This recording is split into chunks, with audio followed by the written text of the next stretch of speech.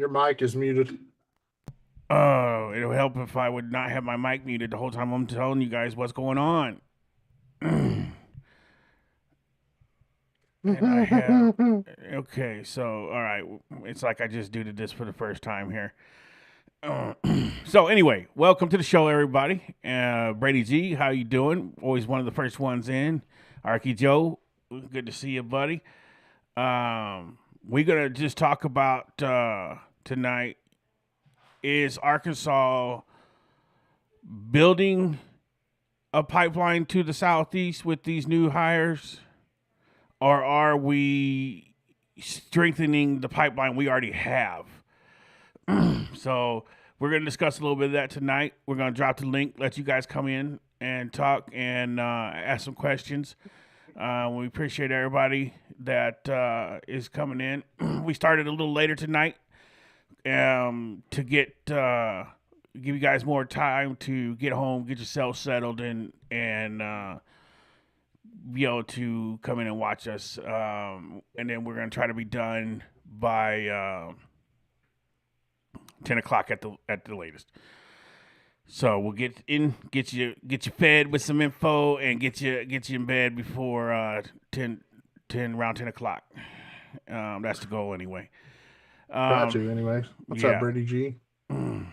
So we're gonna start out with a little bit of information on. Actually, I should say YT. Two of the newer coaches. Yeah. Three of the newer coaches, sorry. Let them know what we're doing with these coaches, YT. I keep So- y'all. Hold on a second. Y'all remember? I gotta remind myself to introduce my boy here. This is my right hand man. You all know him as Hog Wild YT. He does a lot to keep this show going. So sometimes I always forget to mention, that my co-host is here. I take him for granted sometimes. So I think. So I apologize for that, man. I got to get better at that. No, you're fine. To let them know that my boy is here with me. So what we're going to go over is some of the recruits, and it was just announced just a few hours ago, I guess, that we also got another new coach on the defensive side of the ball, and we'll go over him. I know that Georgia's getting a coach from Georgia State doesn't sound flashy, but maybe I can say something that'll change your mind on that. And we have some transfer portal news already. So yeah. So let's get into it. Who we gonna talk about first? All right. So Ron Roberts, everybody's hanging their head about Ron Roberts. Yeah. There's no need to. Why? Because his name ain't Elvis? Well, because his name ain't Chavis, John Chavis. Yeah. He may be old, but the dude can break down football. I literally watched a whole hour-long YouTube episode of him talking about football, how to stop different stuff. And it was basically a coach's clinic when he was at Delta State. What up, Robert Williams? And if I'm not mistaken, is there not a lot of successful coaches today out there that is modeling their defense after his defense? Yes, there's a few of them. Robert, good to see you. Welcome to the show. There's a few of them. One of them is Baylor's head coach and used to be the defensive coordinator for LSU back when they had a dominant defense, Dave Aranda. I know for a fact that the Oklahoma head coach, what is his name? Brett Venables models his defense after him. So does Kirby Smart. Kirby Smart takes some things off of him. There's a lot of defensive coordinators that take what Ron Roberts does and puts it in their system. Well, from what I'm gathering and this is a very broad stroked overview of Hey Nisha, is he runs what they would consider like a multiple defense. It's not a 3-4, it's not a 4-3. It literally could change at any time. He runs multiple fronts, multiple coverages. He runs a lot of different sets of the 4-2-5, but he changes it up quite a bit. Now his defense is susceptible to the pass quite a bit, but he's very good with the run. Um, if we take a look here, it looks like to me that Ron Roberts he recruits Texas, Alabama, Mississippi, Florida, Georgia. From what I'm seeing here, he's got quite a few good recruits here. Now, I don't personally know if he's actually recruiting them or these are just his. His staff, That's assistants. yeah, his assistants. Which I mean, if he's choosing the assistants, Angel, you welcome to know, the show. what's up, Angel? So if he's choosing the assistants and they're going out there and grabbing all these 4 stars, and they're not low rated 4 stars. Granted, not every great player is a 4 star, 5 star. There's great players that are 3 stars. Absolutely. Like I want to say this Alfahim Wilcott kid is in the NFL right now. Oh, he played for Arkansas. Weird. I knew that name sounded familiar. I don't know if y'all remember Alfahim Wilcott, I do not. but he was at Arkansas. Let's see what year was 2023. That wasn't even that long ago. No, that's one of his players that he had. Let's see here.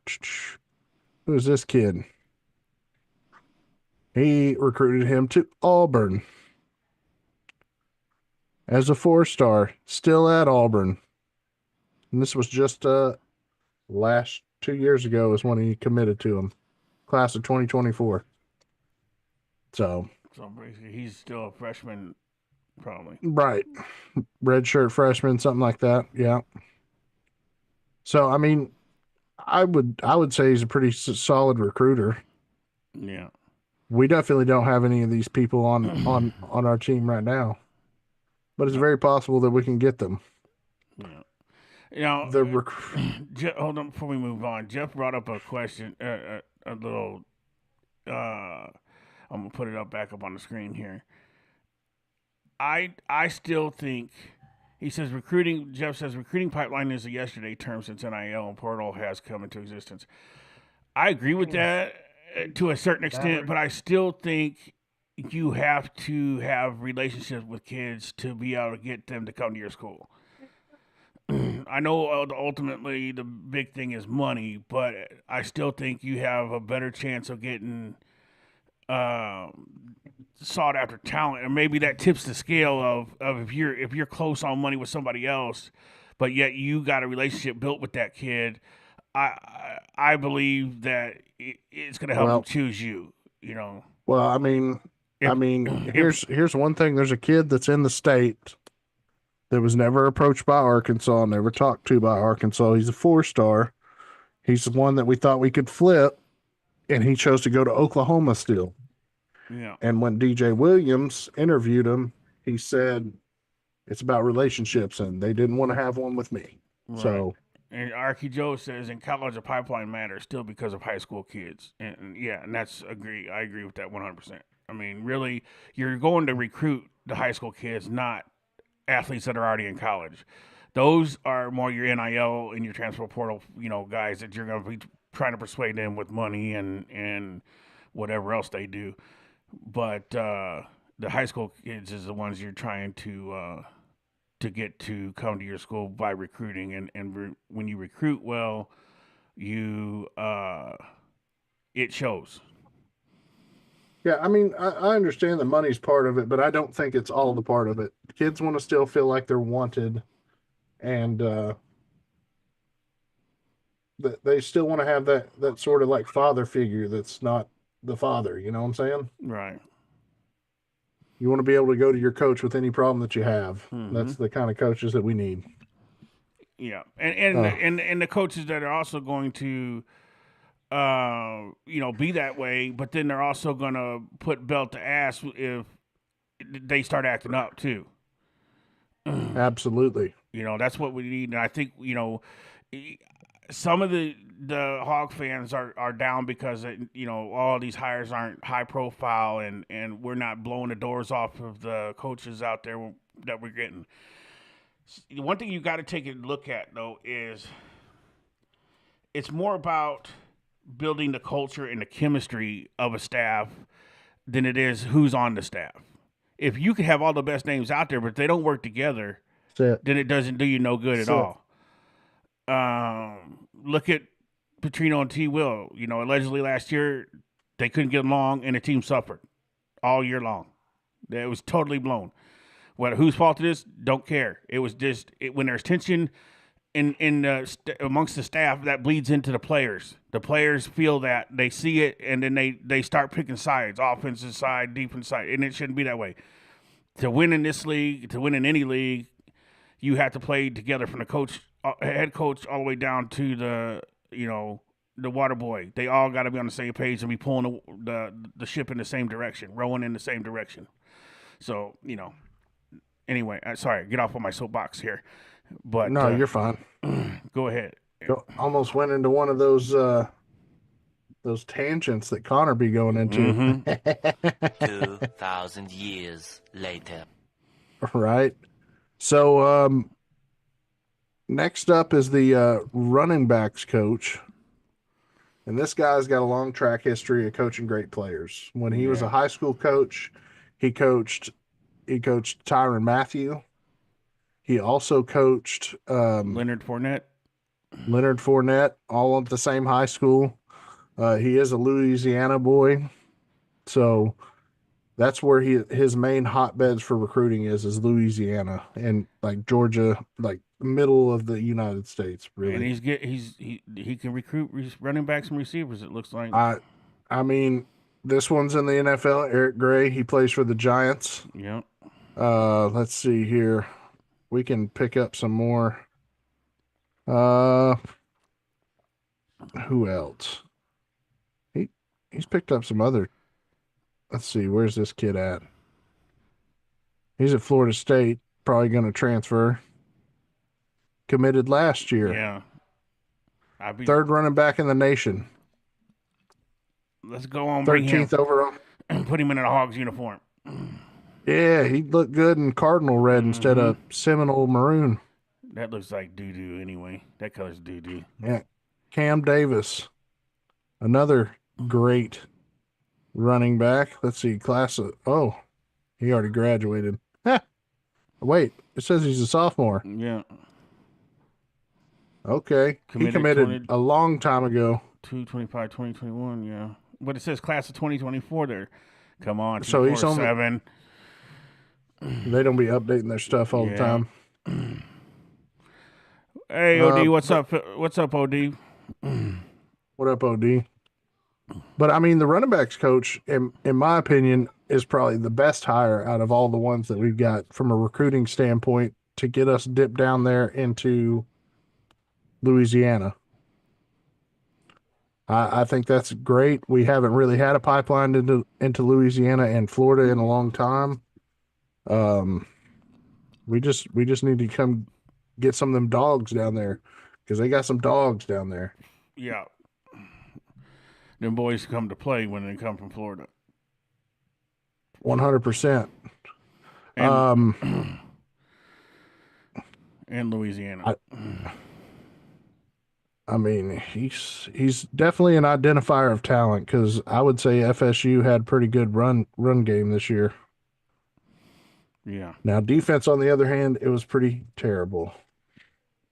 But kind of like I think what other team do we know was like that? Had a pretty us. Yeah, all right. There was some similarities there. We had a pretty good run game and defense was terrible. Yeah, Brady G, we'll talk about that here in just a second. And then we just hired Charles Wilford from Georgia State. The name doesn't sound flashy, right? Getting a secondaries coach from Georgia State, but he's an accomplished defensive backs coach with a proven track record of developing elite secondary, contributing championship level defenses across multiple programs. He has served in staffs of Florida, Louisiana, Southern Utah, and earning a reputation for his first his player first approach and teaching precision. He has coached people such as, where was it? I just had it.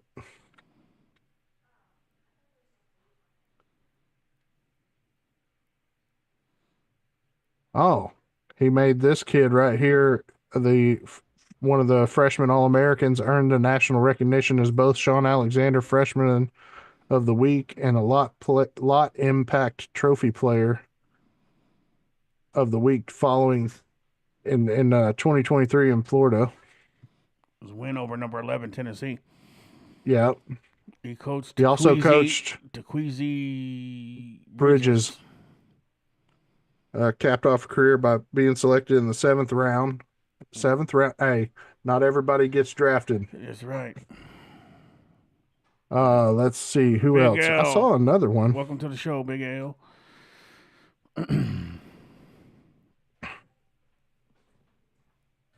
I seen one that he had that was a Percy Butler, a standout safety. Oh, It got OD got headed picked up to by the Washington Commanders. OD headed to Mexico. Be careful down there. Mexico. Be careful down there. Enjoy yourself, OD. You deserve it. Can you bring me back a sombrero? Mhm. Hey, are one of those Mexico knitting blankets? Those are nice. They're a little itchy. I'll take a burrito.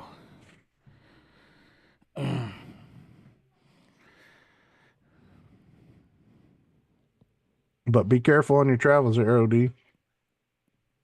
Let's see. I mean, he's done Sunbelt's premier cornerbacks. I understand it's a lower conference, but teaching is teaching. Yeah. Um, If you can spread the knowledge, you can. Mekhi Gardner, who became an all Sunbelt cornerback and a future NFL prospect. I mean, so the guy's a teacher. That's what we need, honestly, to teach up the talent that we can get at Arkansas. I think that's a really good pickup. He's also young, with a bright future. This is him right here, looking fresh to death. Mm-hmm. So hopefully he can get some kids in the portal for us. That's going to be the biggest thing, I think. Right? We got. Jeff said. Go ahead. Jeff said, I'm not upset at all with the hire in general, but I still think Coach Silverfield should have used better words than we will be blown away with the hires. I'll show them support, cautiously optimistic. Well, here's the thing, Jeff.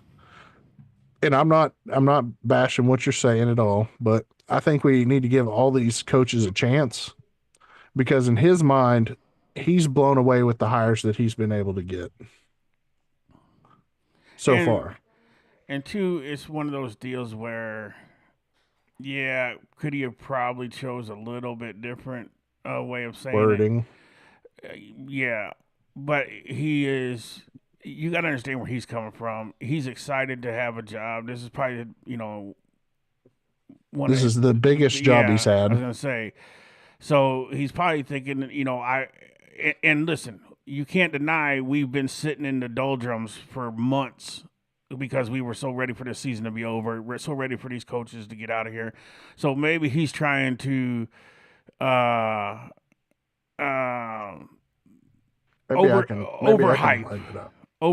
the job he's going to do. But what he's got to be careful is, and I do agree, don't oversell and then underperform. That's what you got to be careful with doing. And, just be honest with us. Just tell us you're getting some working class heroes in here. We're going to teach these kids. We're going to be bring your lunch pail to work defense and offense. And we're going to grind out these games the best we can. And I'm okay with that because you're showing that you're trying. Jeff said, that is what I'm saying in general. YT, not bashing at all. So looking at his recruiting classes from the 2025 recruiting class, it was a 60 overall, right? Well, he got a 4-star quarterback. I'll get to that. And he got a 4-star wide receiver. OD. 2024. I mean, I would say it's pretty difficult to recruit to uh, a sub conference than the SEC. Yeah. But he's still picking up 4 stars. You think this 4 star right here was like, you know what? I can't go anywhere else but Memphis. Mm-hmm. This kid's out of Lake Dallas, Texas. Four He star. doesn't get bad. Sure, he got a lot of offers. I guarantee it. Let's see here. We can see his offer list right here. He was committed to Purdue at one point. Better conference than Memphis, but not a better team than Memphis. Right? Recruiting profile. Let's see here. He had a chance to go to Purdue, Boston College, Boise State, Colorado State.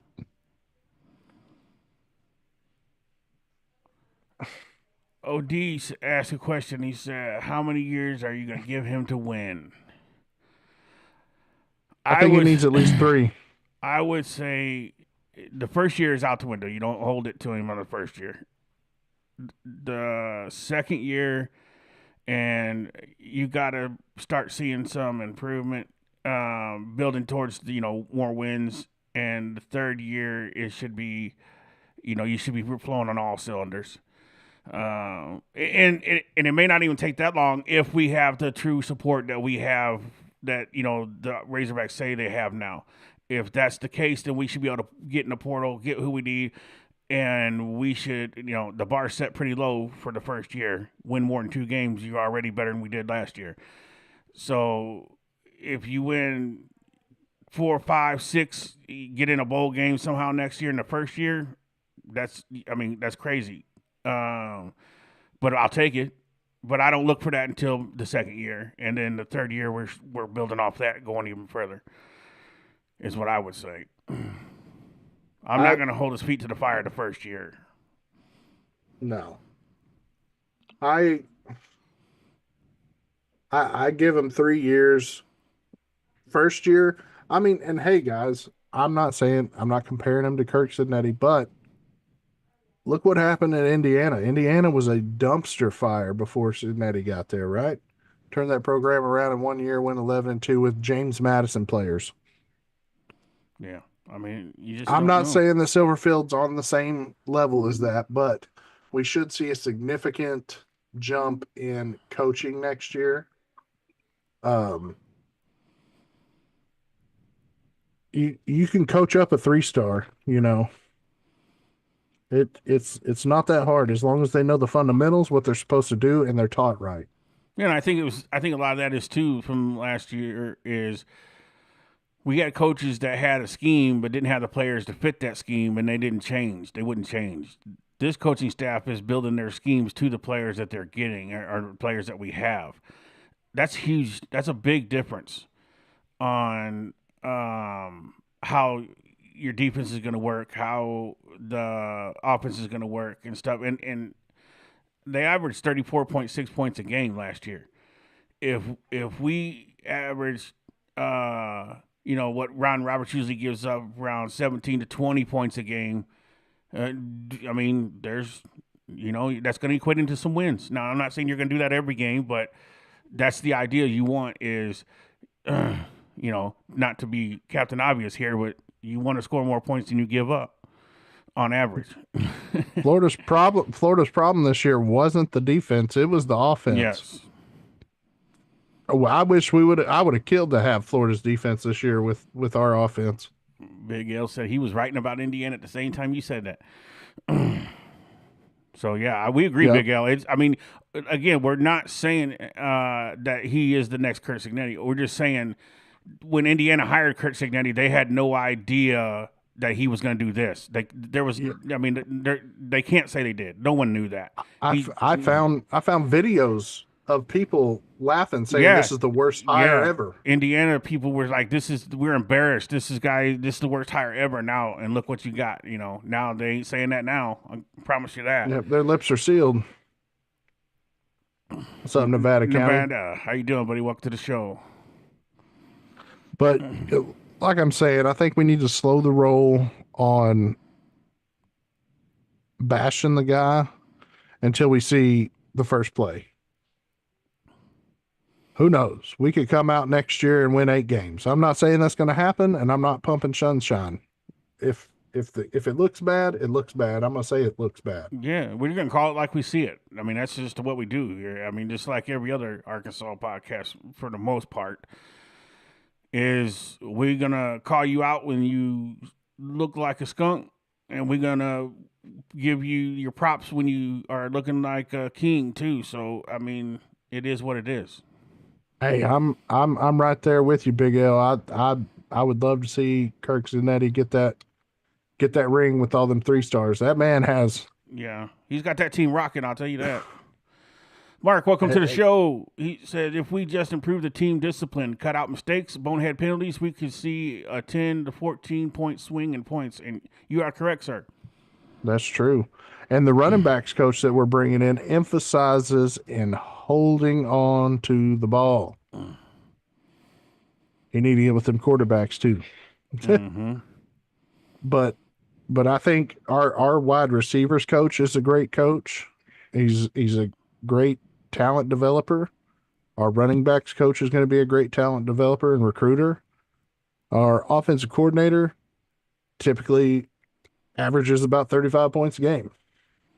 Granted, that's in the American Athletic Conference, but he's consistent with it. So hopefully that translates. Yes, also you're right, Jeff. A lot of people don't know this, but Memphis lost a lot of their team and they had to get 70 portal players and went 8-4. Yeah. And if you could do that, you basically you rented a half a football team and still went 8-4. With a whole bunch of people that never played with each other before. So I don't see that happening with Arkansas. Arkansas doesn't need 80 new players, Big L. Come on now. We got talent on this team. They just been hiding on the bench because ain't nobody want to pay them. But I honestly think that he could flip this roster and do a pretty damn good job. We are losing, and I believe it was Brady G that said it. Shaq McCroy is one. Shaq McCroy is told his agents that he is entering the transfer portal. I don't see it as a big loss. Some people may. And Keyshawn Davila is entering the transfer portal. Also don't see that as a big loss. He didn't play. I wish both of them the best. I'm not going to hate on them. They don't want to be here. They're not all in. Yeah. I mean, and honestly, and again, Shaq McCoy may be an all SEC lineman in a year or two. He's just not going to help us right now, and he's probably taking up money that they can use to get somebody that can help us right now. That's what that's all about. I don't know. I honestly don't know if Braylon Russell's leaving or not. Yeah, he hasn't said anything yet, but if he did, I wouldn't be surprised. If he stayed, I wouldn't be surprised. Right. Because, and I'm not hating on his father at all, because if I'm a father, I want my kid to get the best wherever he's going, right?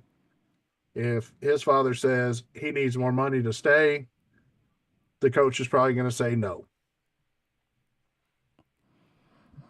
Yeah, because I can almost bet you we're going to go out and get a feature back. Another Mike Washington or somebody better than, Mike Washington played his butt off while he was here. He ran the ball. He did everything we needed him to do. And he came from, if I'm not mistaken, a Leicester Conference. And everybody said when we got him, there's no way he's going to be able to run in the SEC, but he did. And he did it. His recruitment got messed up. He did it at a pretty good, clip too. So, he was over 1,000 yards this year, if I'm not mistaken, right? Yes. So, I'm not too worried about Shaq McCroy. That man, he's a great football player, but he still has a long way to go before he's a true solidified starter. That man's kick out blocking is absolutely slow, Yeah. and he gives up a lot of leverage. I watched him get pushed around by a guy half his size in 3 games that he played in, and it was just due to he just doesn't have the footwork, speed, and technique down yet. And he was getting pushed off. I mean, just pushed all over the place. And a guy that big, there shouldn't be nobody pushing you. And I'm sure he is a great kid. I've seen him in a few interviews. Great, Yeah. soft spoken kid. Nothing He personal about it. It's just no. They're probably paying him way too much money, and Coach Silverfield said, "Hey, we're not going to pay this much money if he's going to sit on the bench because his backup played better than he did." right. Yeah, and Um, Angel, I mean, that's the point. Angel says Shaq might be making way too much, and that's probably what it is. It's probably that he is making enough NIL to where they don't feel comfortable with the contributions. You know, it's what's your value to us, and if that was your value to the last coaching staff for what you did, we're going to go in a different direction. We don't necessarily see you as that much. Now we can keep you here for this amount, and maybe he's like, no, I'm worth more than that. Okay, then that's what the transfer portal is for. Go see what you can get. So, you know, you can't blame the kid, and I don't blame the coaches either. You got to have players that are going to fit your style of play. And play. Yes, Angel, again, player evaluation is key, and this is the time to do it, is right now. Now, I will say there are key players on this team that we need to keep. Tavian Wallace being one of them. Kid's a dog. This kid went from 215 to 245 in an offseason. He was SEC ready to play, but no, we kept putting Sorey out there, and Sorey was sorry. All right. Yes, and that because I believe that's more of an NIL issue than a talent issue, because Sorey couldn't tackle nobody. I don't know how that boy ever got to be, or that man, I guess now, ever got to be the 5-star highly talented prospect that he was, or because his fundamentals were just not there. Just basic wrapping up a tackle. He could get to the quarterback, but he just couldn't get him down. But yeah, I think we'll be fine. We'll start seeing how much money they actually have for NIL once we see the kind of players that they're getting in. Also, a bright spot to look at. We don't need to look at where the players are coming from, really, because there's some kids out there that play at lower division schools that could be playing for the SEC. And Mike Washington is a shining spot of that. Let's see, you can talk about our left guard. He played at San Jose State for his whole career until he came to Arkansas, and he was an all SEC offensive lineman, Fernando Carmona. Yeah, I mean, again, I want to keep harping back on Indiana, but look again what Indiana has done with JMU James players. Yeah, I mean, so if you got the coach and you got the coaches to develop them and bring the discipline and bring them, they can win. You can win with just talent and heart. And right now, that's what Arkansas was missing. We had talent, but we had no heart. You know, again, I will bring this up again too. If you think about it, we had a great talent. I mean, we had a talented team. I won't say great. That can't be in the same sentence as Arkansas, but we had a talented team. We just didn't have the culture and the coaches to put these kids in better places to succeed. Because again, if a ball bounces a different way a few games, we're at least in a bowl game this year and probably not looking for a coach. And none of this is we're not even talking about this. But again, we played several top 10 teams and top 20 teams and played them close. And, you know, we just we couldn't figure out how to close out a game.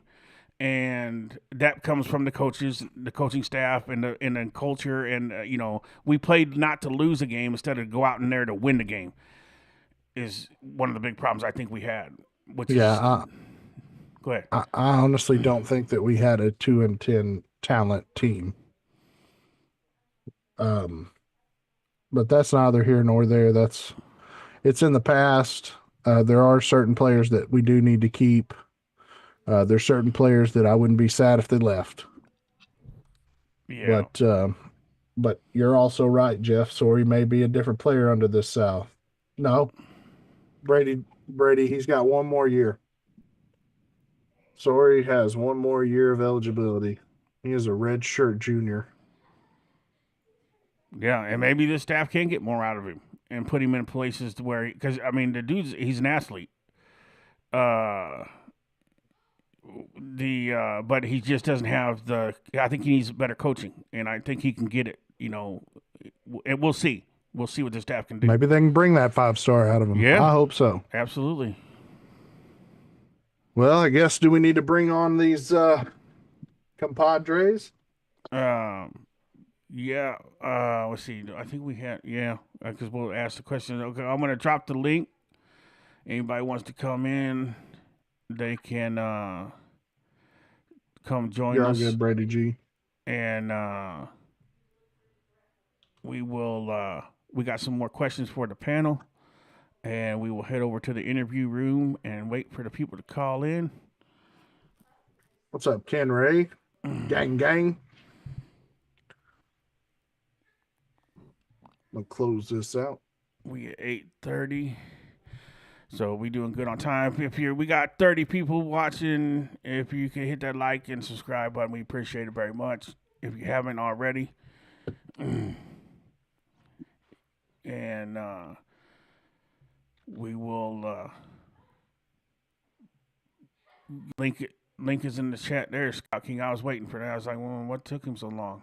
He's already in the show. Come on in, Scout King. How we doing tonight, bud? Where's the business? You handling business out there on them roads out there tonight?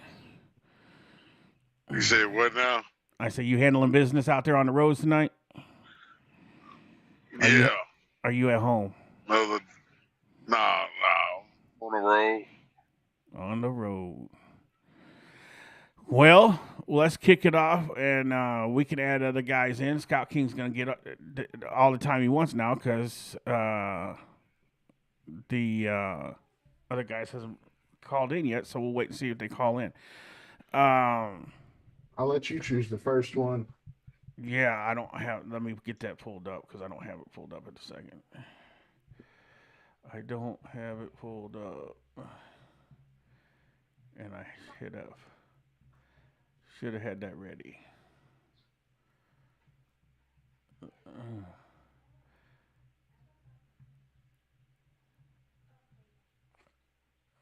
Just a second, folks. I'm trying to find the questions that we had. Here, I'll let one rock. Loafing. Yeah, we are kind of tonight. So Scout King. There we go. All right. Is Arkansas building a pipeline to connect to the Southeast with the potential coaching hires that we have right now? I say I think they more gonna be they trying to set up a regional pipeline. Right. You don't think they're going to try to get down there in Florida? Yeah, and that's stuff? what I'm just saying regional. I'm talking about Gotcha. Southeast, Southwest, North, Northeast, Northwest. You know what I'm saying? But like I said, I believe they gonna be able to recruit in all surrounding states around Arkansas and beyond. You know, like I say, go down there to Florida. Maybe to get somebody on the Carolinas. You know, South Carolina, North Carolina. Like you say, up in Ohio, and maybe PA. Do you think bringing those Ohio State offensive line coach in helps kind of give them a branch up to that neck of the woods too? Well, see, everybody like to hear name brand. it's just like how they live. I gotta have this. I wear this and all that. And a lot of people spend all this money and half of the shit fake anyway. So you know what I'm saying? Right. And you can get it from the same knockoff place. Little do people know, but now when it comes down to football, man, it's all about it don't matter where he came from. Can he teach the game? That's what counts. And the players go be receptive to the teaching. Right. And then take on the teaching into the ball game.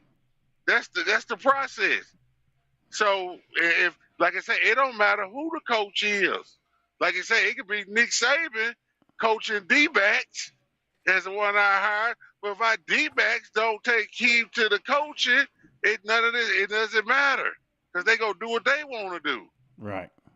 That's right. A fact. That's a fact.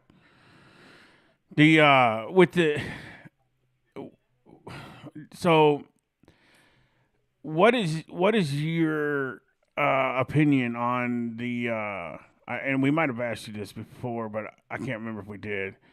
But what is your opinion on the Ron Roberts hire? Do you think he can turn this defense around, or do you think, like everybody else is kind of doubting that this was a bad hire? I haven't really looked into. I meant to look into him last night once I got off the show, but it slipped my mind. But I'm gonna look into him tonight for sure and see what make up and see what he all about. But like I say, man, he older guy. He been around the game long enough. Like I say, I really don't blame too many coordinators that have been around the block. You know what I'm saying? Right. They know what they're doing. They done seen enough football. See what I'm saying? The players get coaches fired, bro. That's just the bottom line to the business. Some coaches get themselves fired because they ain't ready. See what I'm saying? But majority of the time is players get coaches fired. See, there was a Florida State coach down there this year. You know what I'm saying? Was talking about exactly what was going on in Arkansas. But he said, guess what? We got players. We know we teaching them what to do. They're not doing what we teaching them to do. They're doing what they want to do. But guess what? We're going to put in the next guy that's going to do what we want them to do. Yeah. Big L, welcome to the show. So it is a consequence to your actions. What's good, fellas? Good. So let's see.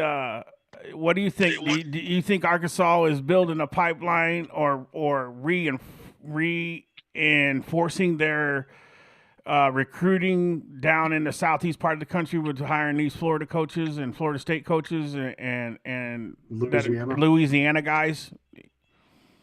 I'm hoping that we can. But first thing, we got to build this wall around Arkansas.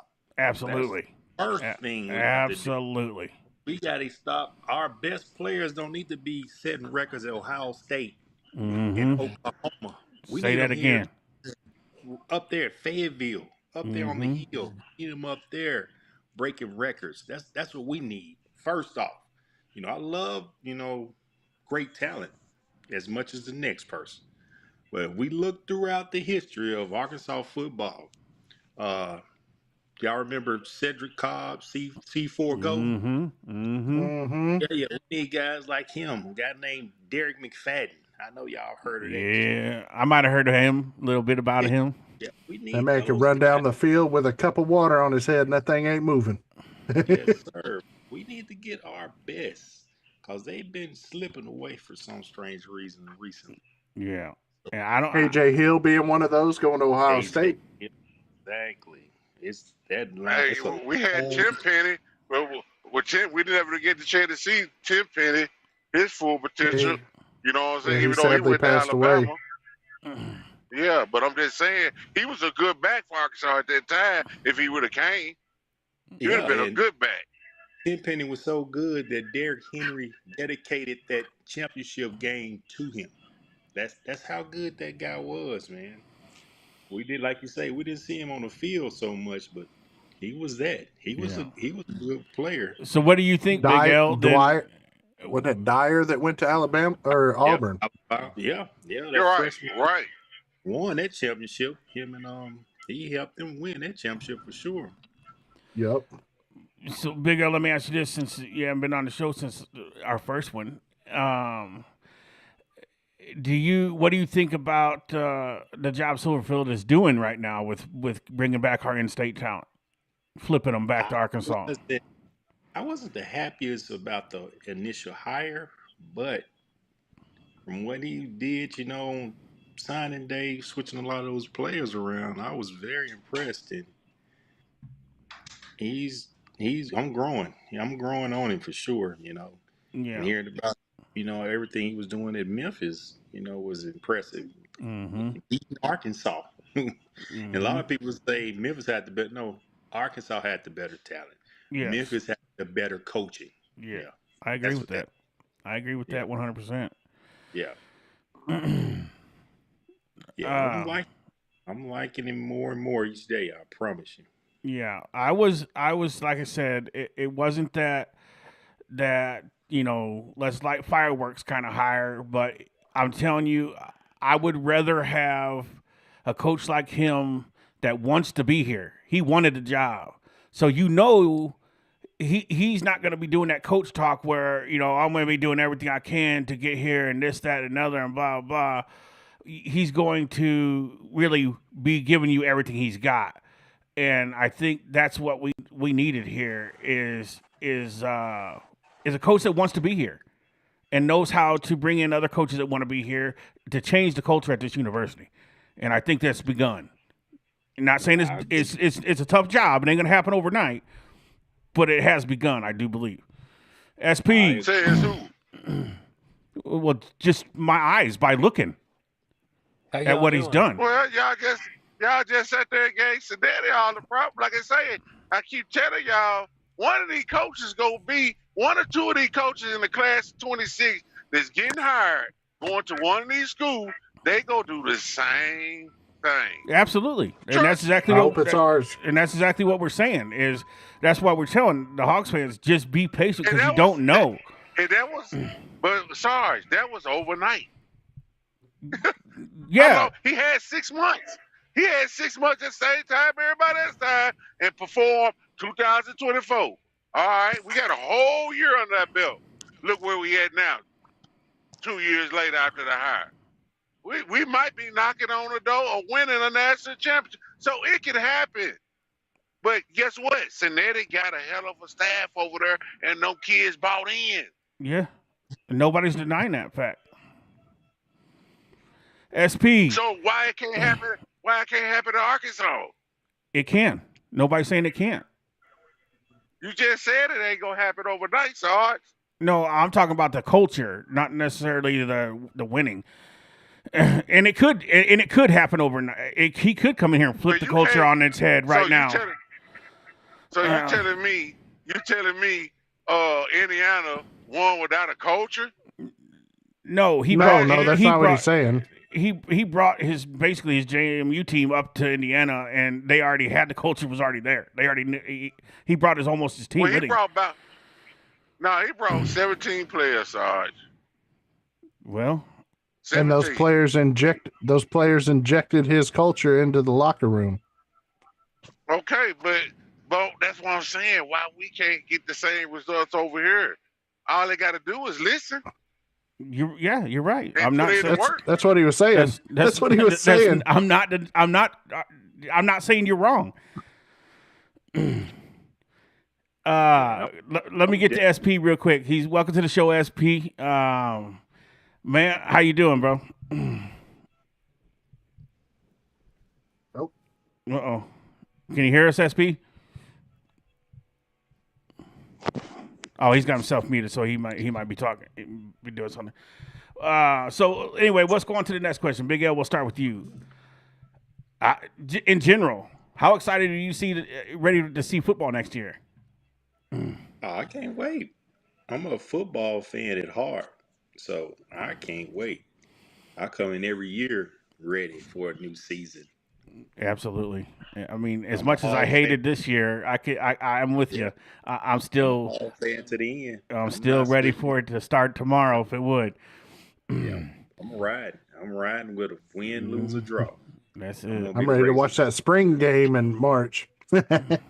I think it's Yeah, the excitement of right now is the excitement is okay. The coaching staff is starting to get filled out. We got a few left to get on on the defense side. Then we get to turn our attention to who we bringing in through the portal. it, And then we it's start getting hard. excited. What do you think about KJ? We're gonna get to that. Sticking around. No, We're I gonna know get he's to sticking that. around. He's sticking around, but I'm just saying I can't wait to see him. Yeah, I was impressed with what he did at the end of the season. I yeah, think he should have been out there way sooner, personally. yeah. Oh, I agree. I agree with that 100% too. Uh, After the Auburn game. um, I will bring that. We got a question on that later in the show here. That very thing. Scout King, let us know, man. Are Yeah. you how excited are you to see football next year? I'm never excited. You know what I'm saying? But What do you mean you ain't never? I'm never I'm I'm never excited. I just what I'm saying. I've been watching football since I was a kid, but I just look at the game different than a lot of people do. You know what I'm saying? I'm a fan, but I'm not a fanatic. You know what I'm saying? I'm a scout. I scout the game. That's what I do. So I don't, you know what I'm saying? Well, to I'm scout not the getting too game, you got high. to I'm like not the getting too game. low. Yeah, but I see. I Okay, mean, I see what you're saying. I'm I see what you're praised. saying.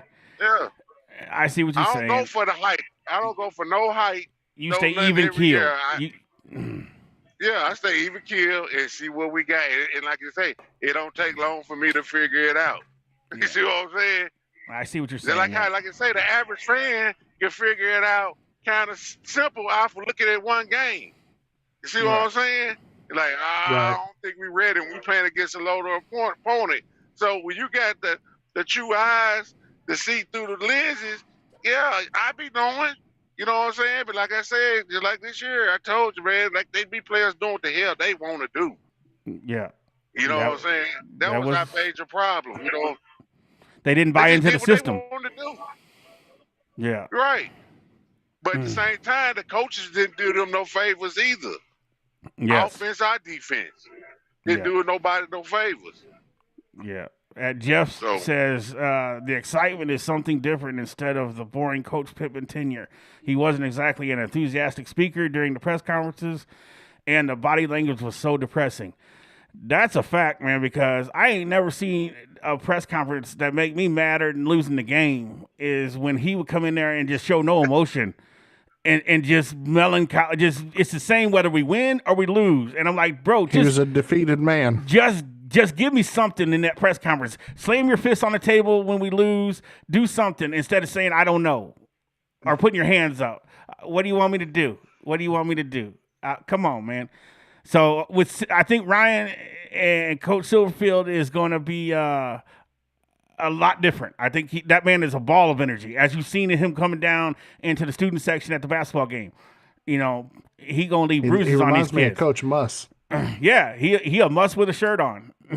So Let's keep it on. this Let's keep this shirt this is my thing. We win our first game as a Razorback. Do we see him take his shirt off and run down the field waving it in the air like this? Hey, if he beats Utah, next year, he's fully he can do whatever he wants. Yeah, so that would be pretty neat. So I think that's gonna be for sure something that's gonna be different there. Go ahead. What's Wachi. y'all's Scout King? What is your from 1 to 10? What's your confidence level that football will be fun to watch again? I can tell you right now he's gonna say 5 because he's even keel. That's about what I meant. But that's almost a trick question. See what I'm saying? That's almost a trick question because, like you say, it's all about Man, how these kids want to buy into the game. Like I say, bro, I like people that love the game. You know what I'm saying? They play the game. It don't come down to money, none of this. I love to go out. I love the process of football. I don't hate to go to practice. I don't dread going to practice. You know, I get hurt, I get cut. You know what I'm saying? None of that mean nothing. Hey, that's why they got the trainers. Go take me up. I'm ready to get back out there. That's Yeah. what the game is all about. Whether we talking about basketball, so on and so on. You just got to be a student of the game and love what you're doing. No different like I say, everybody don't like the job they go to. You know what I'm saying? But guess what? Some keeping you there because guess what? I got to put food on the table. I got kids to take care of. Right. You know what I'm saying? Yeah. I So, agree. you know, when we talk about playing the game, man, you got to love it. You see what I'm saying? When we talk about playing the game. Mm-hmm. Big L. I'd play it for free if I could. What's your level of excitement? 1 to 10. 1 to 10, I'll say about an 8. I'll give it an 8 because I'm ready for a change. I'm ready to see this new change, see what the new coach system. As Scout King said, I'm a former college player, linebacker myself, and after that, I coached for a few years, so I know the game a little bit myself, my brother. But I can't wait to see the new, because what we had on that field this previous year was I haven't seen team ever play that badly on defense. Facts. Defense is effort. Effort alone, it ain't gonna be one person there making a tackle. Just effort, just great effort alone. You just look at Notre Dame. Just think back to Notre Dame. Mm-hmm. Embarrassment. Zero Just effort. Here, zero embarrassed. What homecoming? Was that the homecoming? I think it was a homecoming game in Fayetteville. Everybody was up there. Homecoming was Mississippi State. Yeah, but Lou Holtz and all them were up there, weren't they? They were on Yeah, Lou they were. Holtz or Yeah, something like yeah. that. It was a lot of people up there for that game. And Big L, last time I checked, if I'm not mistaken, a hustle and heart is free, right? You didn't got to pay to. I mean, what you just said. Yeah, I don't understand it, man. Because like y'all said, I don't even say the dude name, number 10. I just call him number 10. That guy wouldn't have been on the football field. It was up to me. If I'd have been anywhere near that coaching staff, I'm like, this guy need to be up out of here. I don't care how big, strong. Emotional damage. The things that dude did. Hey, can I all ask year L a long. question? Yeah, go ahead. Yes, please. Hey, so what type of players you love to be around when you playing the game? What type of players you want to be around when you going through practice, going through summer camp, spring camp, or whatever? How you was involved in the game? What type of players do you want to be around? I was around guys who, when the defensive coach said, "Run through that wall over there," you know what happened? You went through that wall over there. That was the kind of people I was around. It wasn't none of this. I don't know what they got going.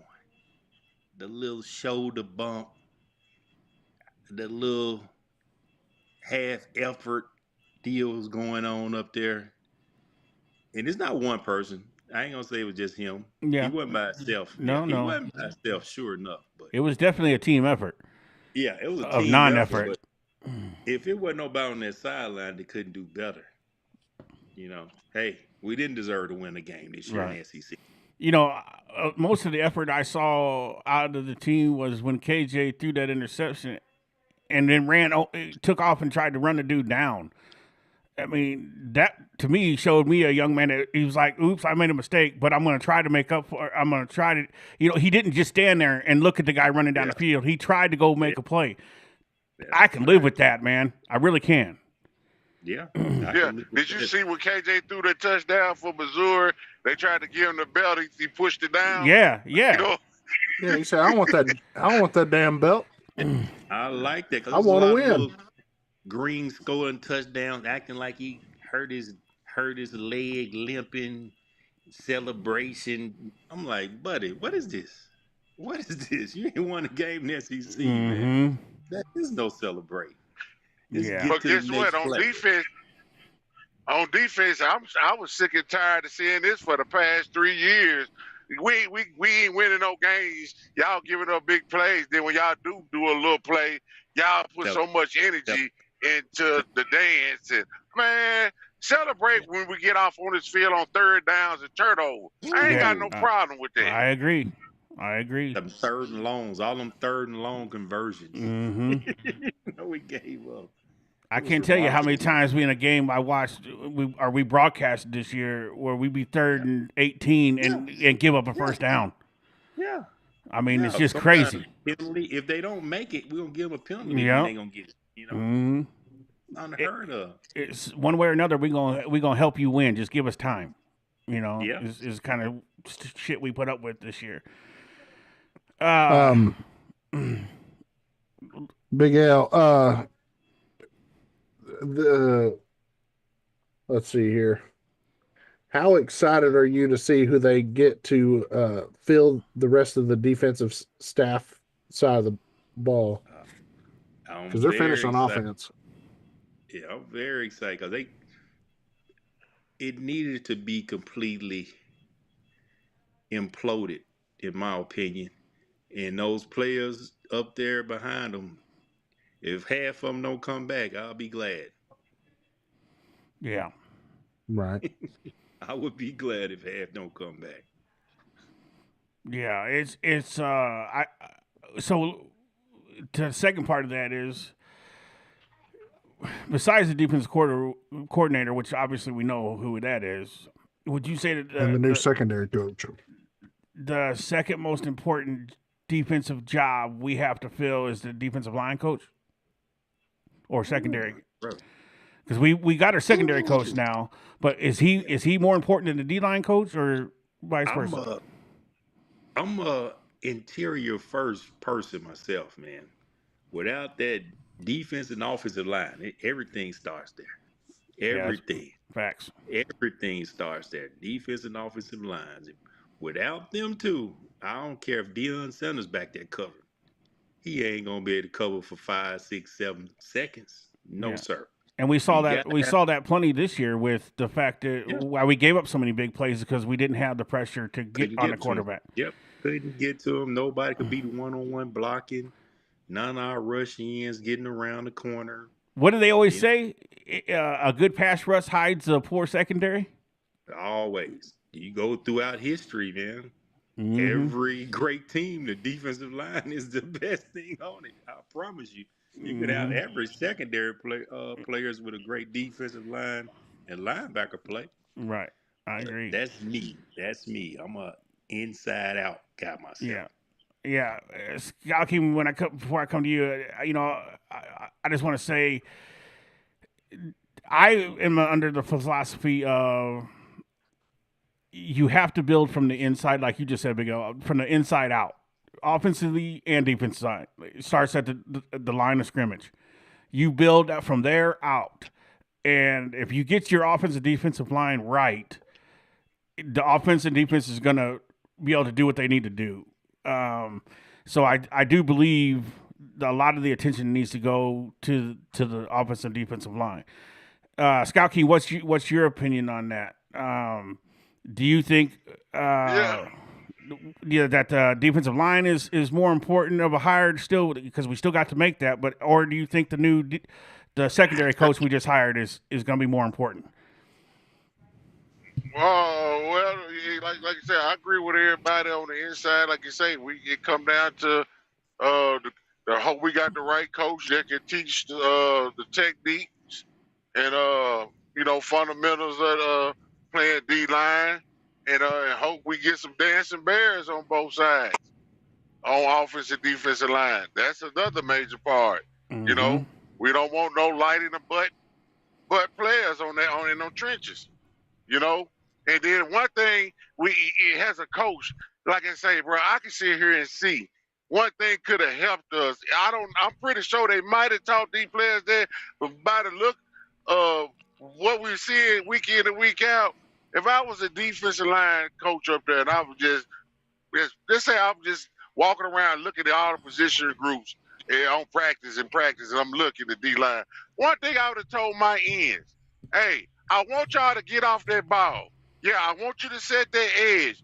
But listen, out of your first 3 to 4 steps, prepare to gear down and close this gap. Y'all just running past these people. It get pushed out of the play. Gear down so you can be able to break underneath or go over. They were just running wild. See what I'm saying? They never geared down. They would run to the tackle and just stop. It was basically they couldn't stop the outside. They couldn't stop the inside. I don't know what their concept was. I guess let the linebackers flow. I don't know. Well, I mean, we know if you got a good D line, if you got a proper, legit D line, like I say, he gonna agree with this. You got a proper D line that know, like you say, fundamentally sound and know how to play their technique, bro. You can stop a lot of shit. Oh yeah, because you keep your linebackers out of the wash and let them do what they need to do. Just your basic base defense should be good enough to stop the straight run. The straight run, which Arkansas could not stop at all. At all. The basic straight run. Yeah, that's back. All right, let's go on to the next one. Are you worried about the portal? Does it or doesn't not matter if we lose some players in the portal? Scout King, we'll start with you.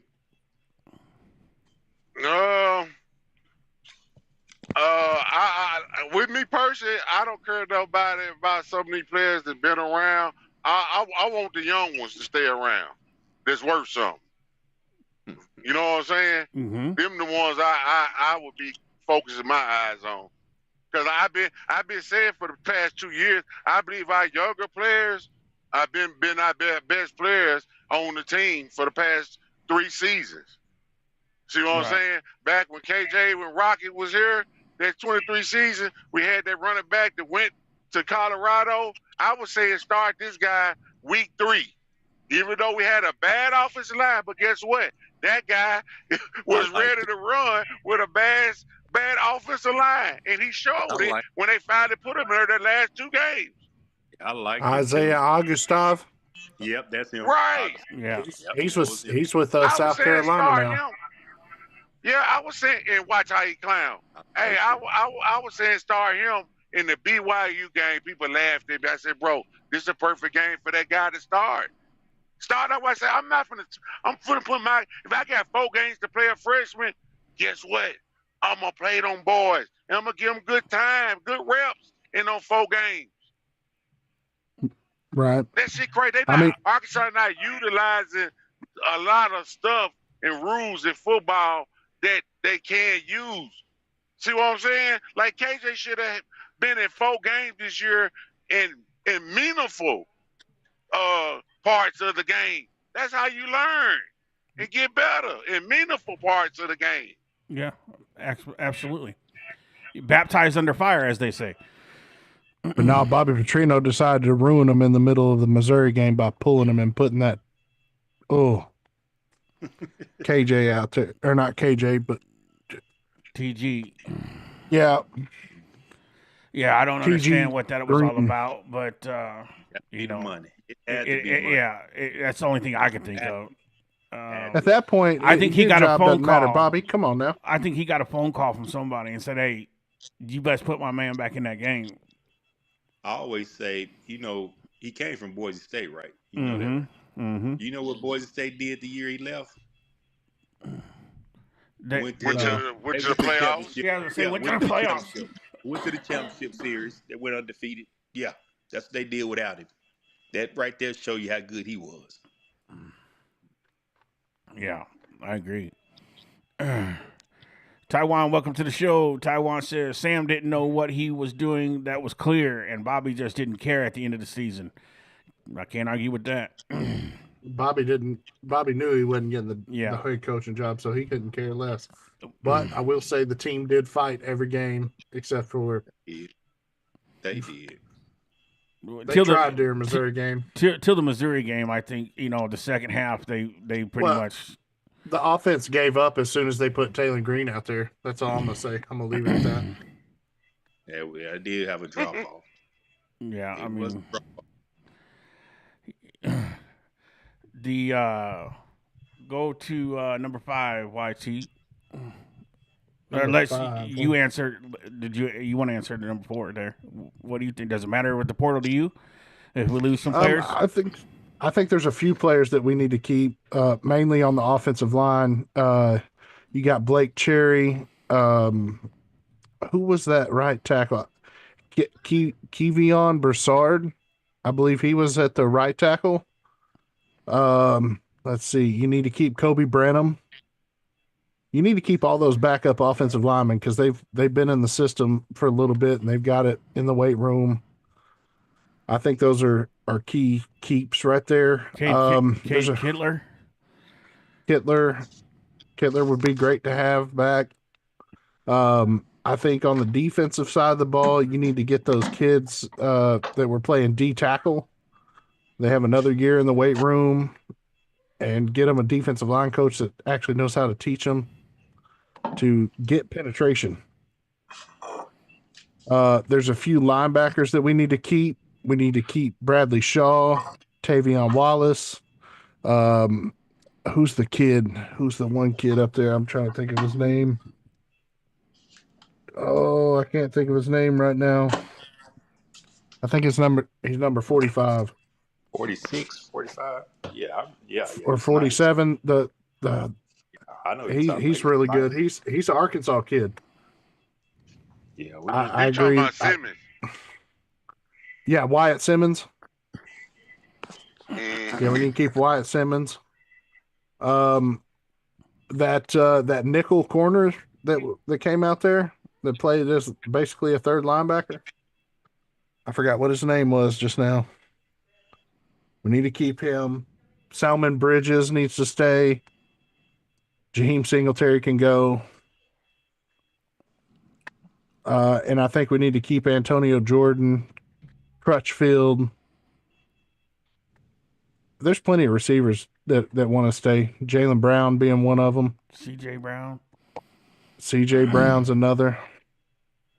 Hey, what was the deal with Crutchfield? What, he just didn't get the plays down or something?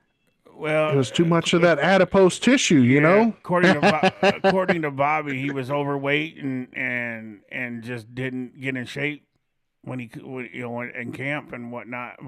And apparently he was loafing in camp. Yeah, as Scout King would say, he was loafing. And man, he was a freakish athlete in high school. Yeah, I mean, you obviously seen when he got in the game and he could catch anything that got around him. So if we can get him to buy in, go all in, like Silverfield says, I think he could be definitely is going to be a weapon for us next year. We need him. There's plenty of players that we need to keep. Yeah, there's plenty of players that we can keep. I would be upset if we lost a couple of those linebackers like Bradley Shaw and Tavion Wallace. I'd be real upset if we lost Antonio Jordan. I don't know how you lose that kid. Hey, you see how many linebackers Arkansas they lost in the past six seasons? Hey, bro, we lost. All of them went somewhere else. Whatchcall went out there and made defensive player of the year 2 times out there, UNLV. And the other guy down at Louisiana Tech, he played good. And you got the other guy went out there with Barry Odoms. He played good like a real linebacker supposed to be. You know what I'm saying? It's like I said, we just hoard players on the bench. It don't make any sense. And here's the crazy thing. The sky was falling when we lost Luke Hasz. What'd he do last year? 7 catches for 27 yards. Nothing big, right? Jalen Braxton sat out all year because he had bone spurs. Or so he said he did. Kid had 7 whole tackles. Yeah. I mean, Yeah, I agree with that. Go ahead. We Scott had King. young talent on the hill, man, but like I say, bro, they just don't, man. And a lot of them did that out of raw instincts and talent. You know what I'm saying? Just like I say, just imagine they was coached up properly, man. It'll be totally different. You know what I'm saying? Yeah, absolutely. And I think I agree. for a while too, up until now, we'll see if it keeps going forward. But as of up until today, I think Arkansas was allergic to play anybody that had a freshman in front of their name. I'm sorry, but if I'm a coach and I think a freshman can help me win today, bro, you going on the field. Plain and simple. I don't care if you're a freshman or not. You going on the field. If you can help us win, you going on the field. I'm not going to save you. The days of saving players till they develop or this, that, and other, all you're doing is developing them for somebody else because they're going to leave you if you don't put them on the field. If they're good enough to get on the field and you ain't putting them on the field, they're going to transfer to somewhere that will put them on the field. I did see something interesting. I was scrolling through Instagram, saw Antonio Jordan. Antonio Jordan follows who? Y'all want to guess who he follows? It's a coach. Lane Who was Kiffin. that? Kiffin. Yeah. Yeah. I- Can't be mad at him. No, You know what I'm you can't. But my God, I do not want to see that young man in an LSU uniform. Oh, Kiffin loved Arkansas players now. Mm-hmm. Here was a thing that was brought up to me, and it's a question for everybody. I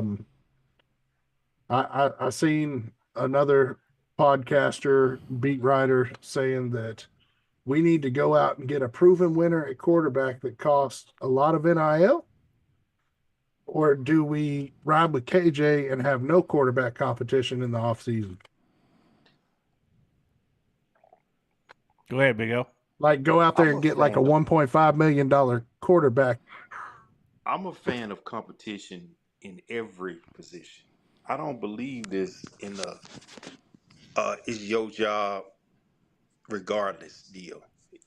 I'm like Nick Saban when Jalen Hurts was messing up that first half in the national championship game after winning the national championship.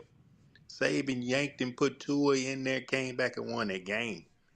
It ain't about, who, what, when, where, and how. It's competition at all times, my friend, at all positions. And I don't understand this new I believe Tua was not a rookie. He was a freshman. freshman. Yeah, he was a freshman. He was throwing to the receiver, who was a freshman also, that won the Heisman Trophy. Yeah, Alabama all them. Hey, there's Yeah, Mello. all them winning there. Welcome to the show, Mello. Yeah. So He Michael put the Perry. whole freshman crew in there. They did. They came Hey, back what's going on, Michael? Alabama too. But that competition, that's why. It's because open competition at all times. I honestly think we're going to probably go get that Memphis quarterback that they recruited last year, the 4-star, the one that carried Ian Jafar's big behind. At the end of the game. Yeah, because he did answer. He did enter the transfer portal, I do believe already. Mello, come on now. I know you watched the second half of that Texas game. KJ showed us that he could throw 200 yards on that top-ranked Texas defense in a half. At the end in the half, yeah, he wasn't in there a whole game. He was just a half of a game. That was great. Yeah, I mean, Scout King, what do you think, man? Do you think we need to go out and get a proven winner, or are we going to roll with KJ and just get somebody that can put a little pressure on him? It's according what's his mindset on how he want to do the rebuild. It's all on the coach's mindset. If he want to say, hey, we go take our lumps with the young guy and build from there, either we go bring in somebody, you know what I'm saying, for him to show, show everybody, get everybody better at the same time. Yes, you know. best man play. So Yeah, it's just according to what the coach thinking in his mind. You know how he want to do the rebuild. Like you say, you know he might just say, "Hey, I got 3 quarterbacks up here. I'm gonna coach these boys up, and if we see something, we'll get it. If we don't, you know what I'm saying? We ain't worried about it. We go take our lumps with him. Yeah, I mean, I can see that, and I can also see him going to get another QB to maybe. But Go ahead. I wouldn't, I wouldn't spend no $1 million on him. Get no quarterback. I wouldn't do that. You know what I'm saying? I'm gonna give him the going rate, and well, his talent. That's what I do. Jeff says Grayson Wilson. Why are y'all writing him off? Petrino made poor decisions last year, and Wilson may be a quality QB, especially in Silverfield's system. I'm not writing him off. I think he could probably. I think he could be a good quarterback. The kid's got a good arm. He can run the ball. He's big. I just think that he's gonna. If you're gonna ride with him behind KJ, are you comfortable with him being number 2 if something happens to KJ? That's all. That's the question there. At this point in time, Trevor Jackson is also a really good quarterback, yes, y'all. That kid's got a cannon of an arm and can move, can run too. He's basically another KJ. So I mean, ain't he a little shorter? Ain't he a little shorter than KJ? They're about the same height. KJ's 6'4". KJ's 6'4", and I think Trevor Jackson or I forget how you say his name, but he is about, I think he's 6'2", 6'3", so he's just a little bit shorter. Okay. Yeah, I mean when I say he has a cannon, I watched him throw. We watched some high school tape. That kid threw a 70-yard pass downfield. Yeah, on a dime, hit the receiver on a dime at 70 yards. I mean, and the receiver dropped it. Yeah, he made it look easy. So I mean, and that was in high school. So he's out of Florida. Hey, quick question. Mm-hmm. Have y'all been watching those championship games on TV?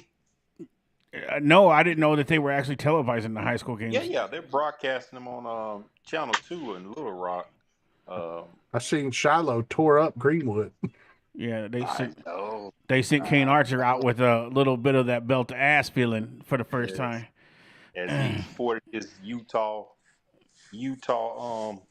towel in front. Mm-hmm. See, that's bad juju when you do stuff like that. Yeah, they've been pretty good though. They're pretty good. Nah, that's the best thing for him to go over there to Utah. Yeah, Jeff. That's the best thing for him. Yeah, a couple years he could become a player now in a couple years. I'm not arguing the fact that he's an Arkansas kid, Jeff. And if he got a scholarship, then you're right. He is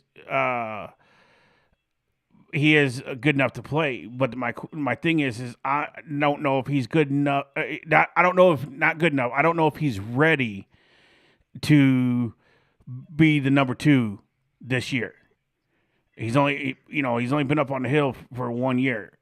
So I don't know that I would be comfortable putting him, if KJ got hurt, going straight with him.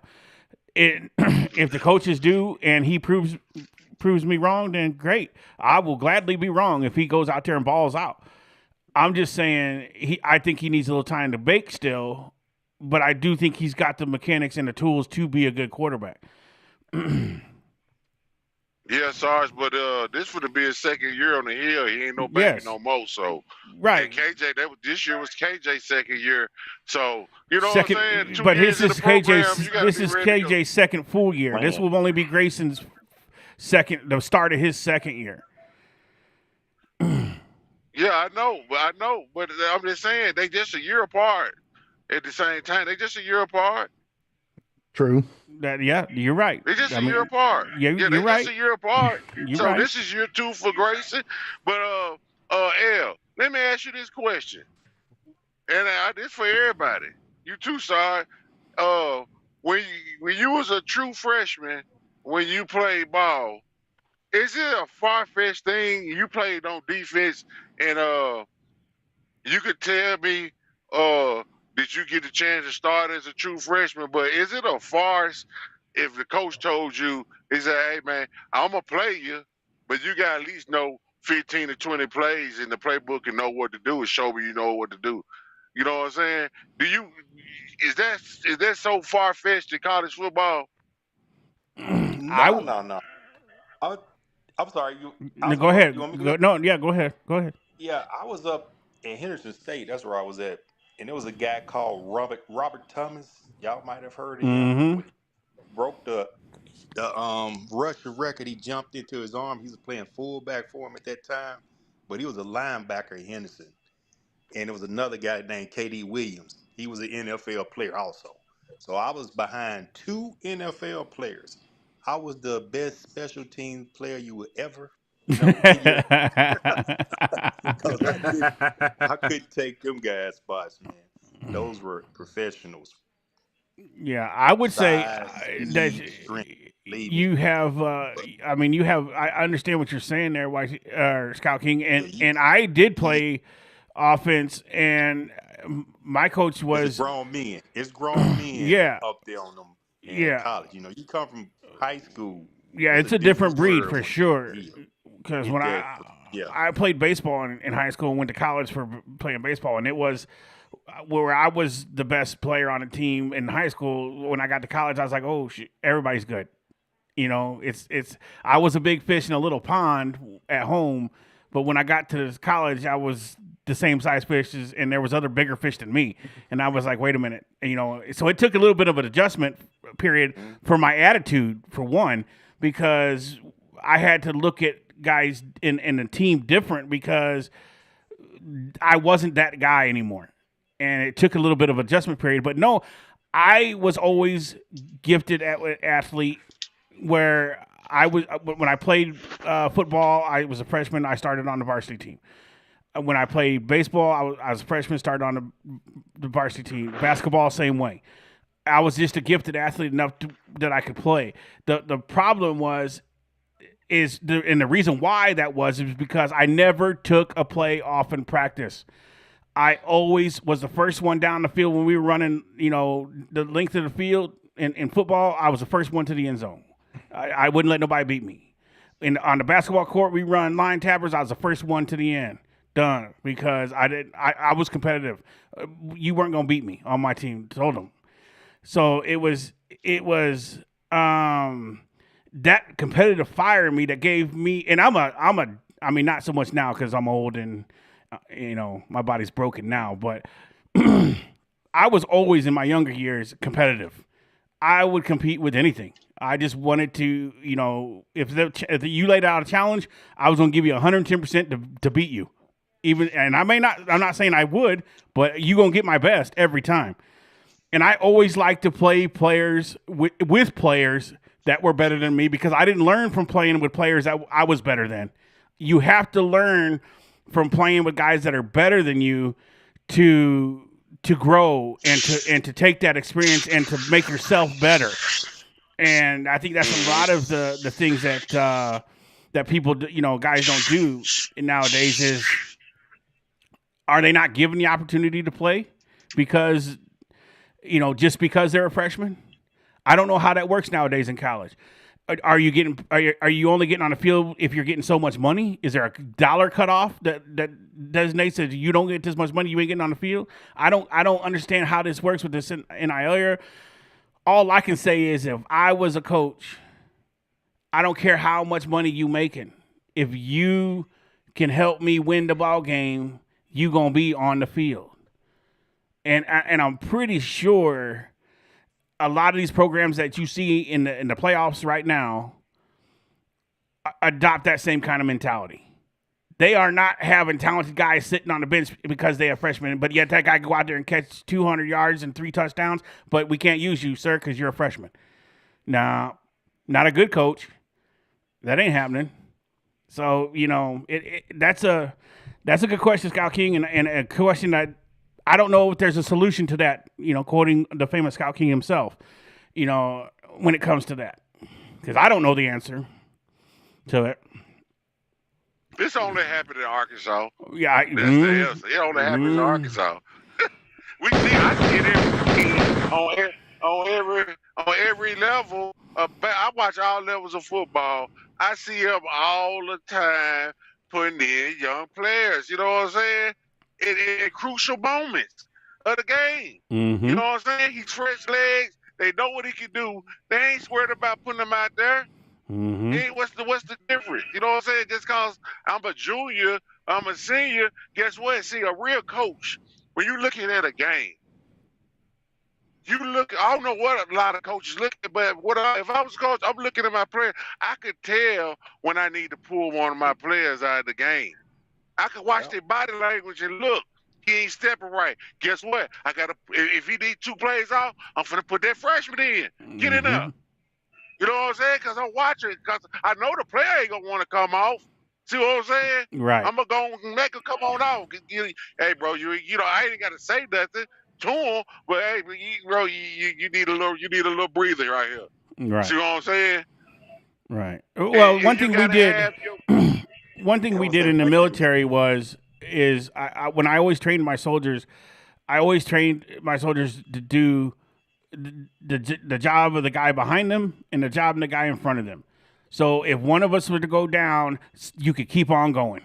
The mission will not stop or will not fail because you don't know what to do. You will know what to do because in war, which I've been to 3 of them, you ain't guaranteed to come home. And so you always teach, and I think that should go to football. You should have your guys multi-trained to do different jobs because you never know. And a good athlete can do that without a problem. Go ahead, Big O. And one other thing, in that same, Arkansas was notorious. If a guy made a play, they would take him out of the game in football. They make a good tackle, a sack or something. They will come.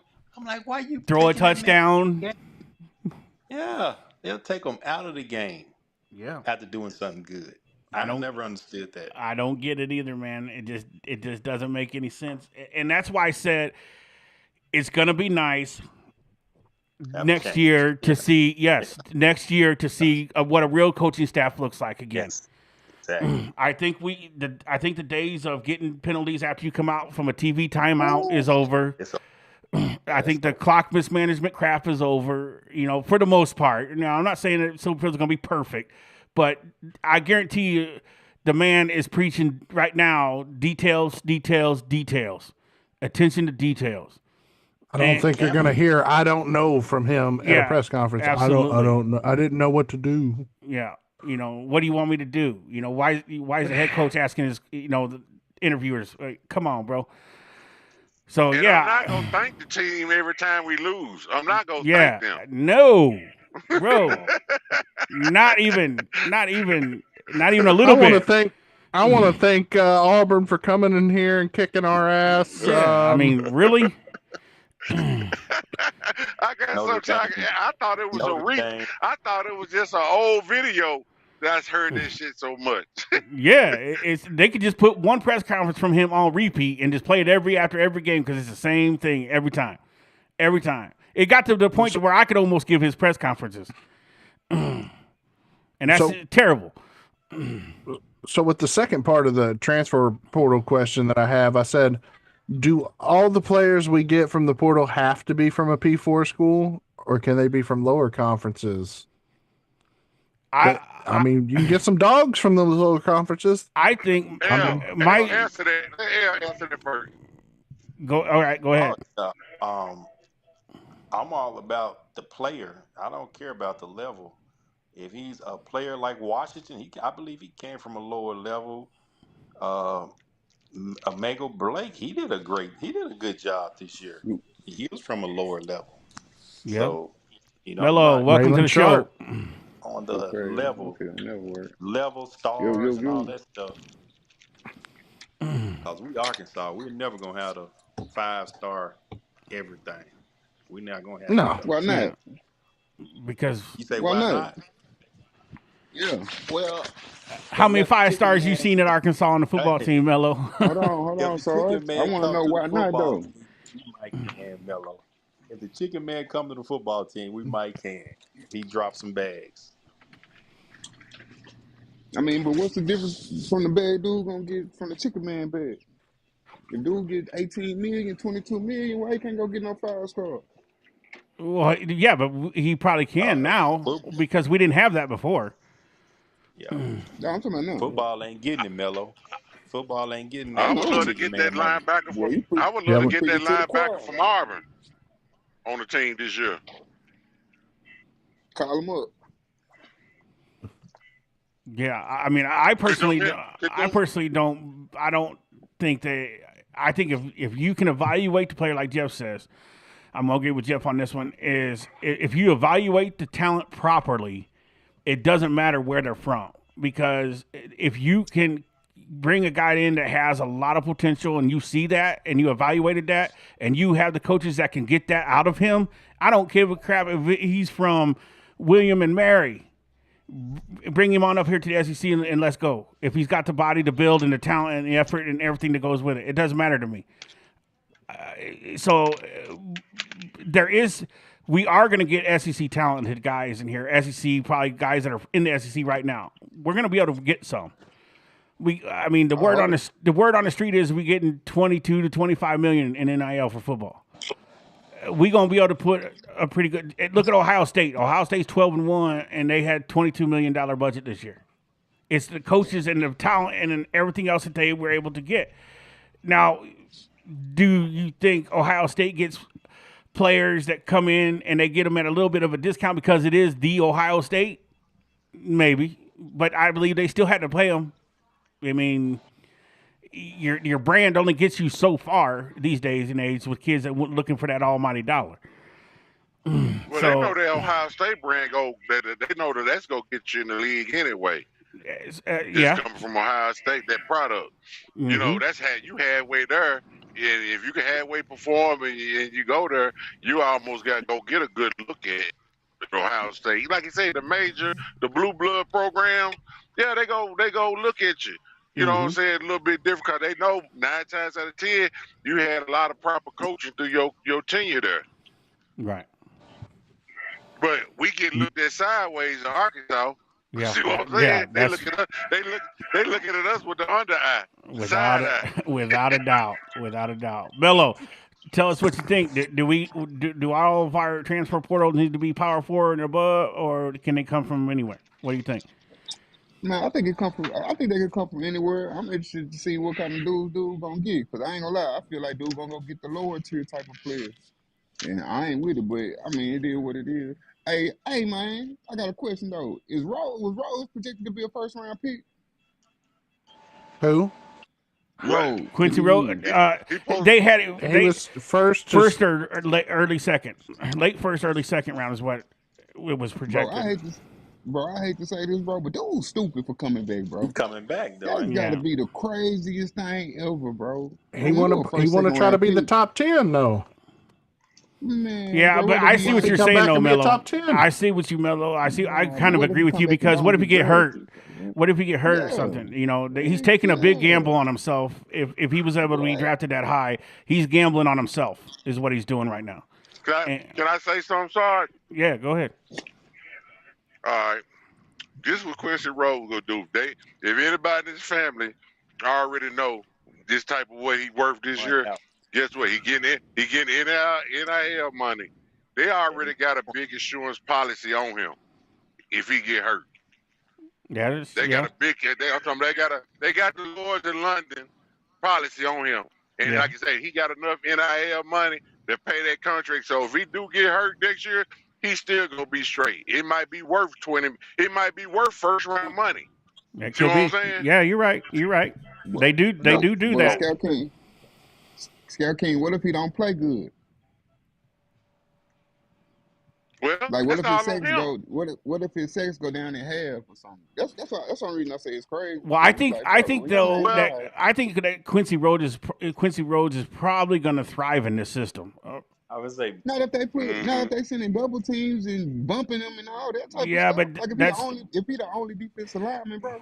Like, bro, Mello, come on. but this system Mello. kind of doesn't allow them to do that.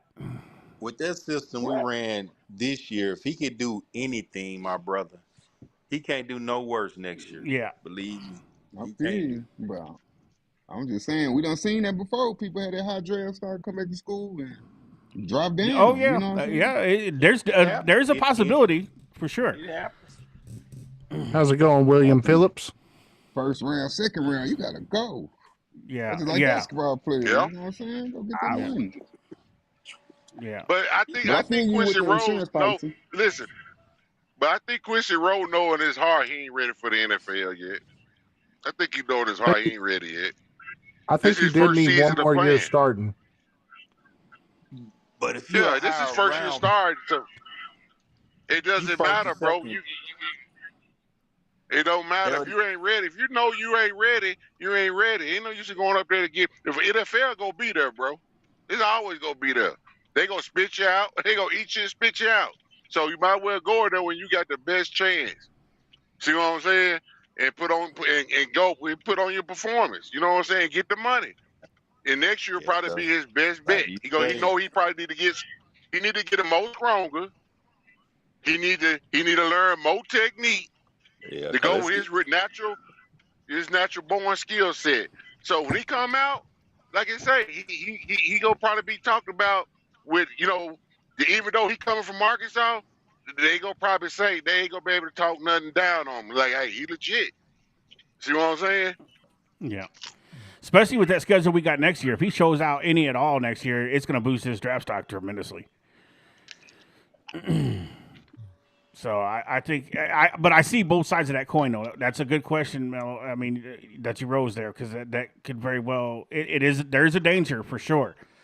But there's also a good reward also if it works out for him.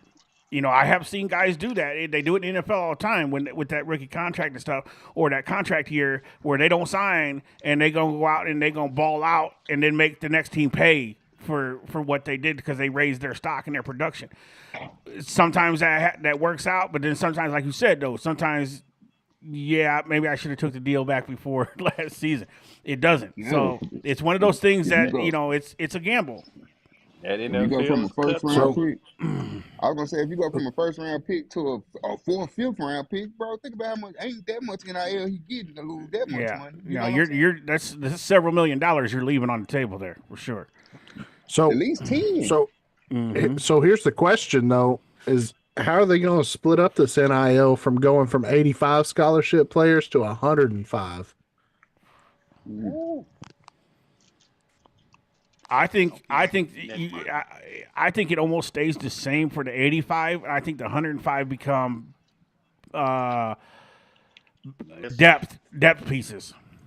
Yeah, gonna be some lesser players. Yeah, developmental type players that are not going to be But costing you a whole lot of money.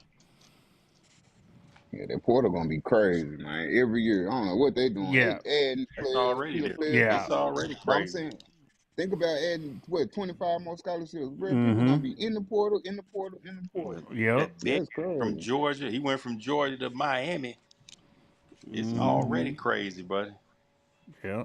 SP man, welcome back. You were on earlier, but we lost you. Yeah, my service is spotty out here. I feel you, man. So we'll run through some questions for you real quick and get you caught up. All right. We got about 15 minutes left.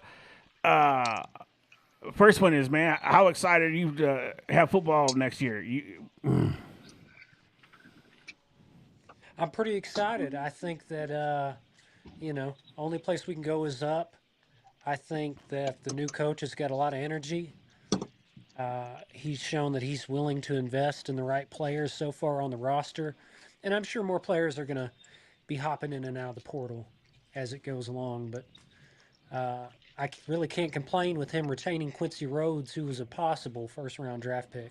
Mm-hmm. But he was for sure going in the first 3 rounds. So I'm fairly excited. Nice. So we'll go down to let's see another good one for you. let's do this one. So if we're talking portal players, do you think that every portal player we need to get out of the portal needs to be P4, or can it come from anywhere? Well, that's kind of a tricky question. The way I look at it is they don't necessarily have to come from the P4, as long as they've got the size and the speed and the intelligence to play. There's been plenty of great players that we've snagged from lower divisions. Tesla, and Julian even Neal.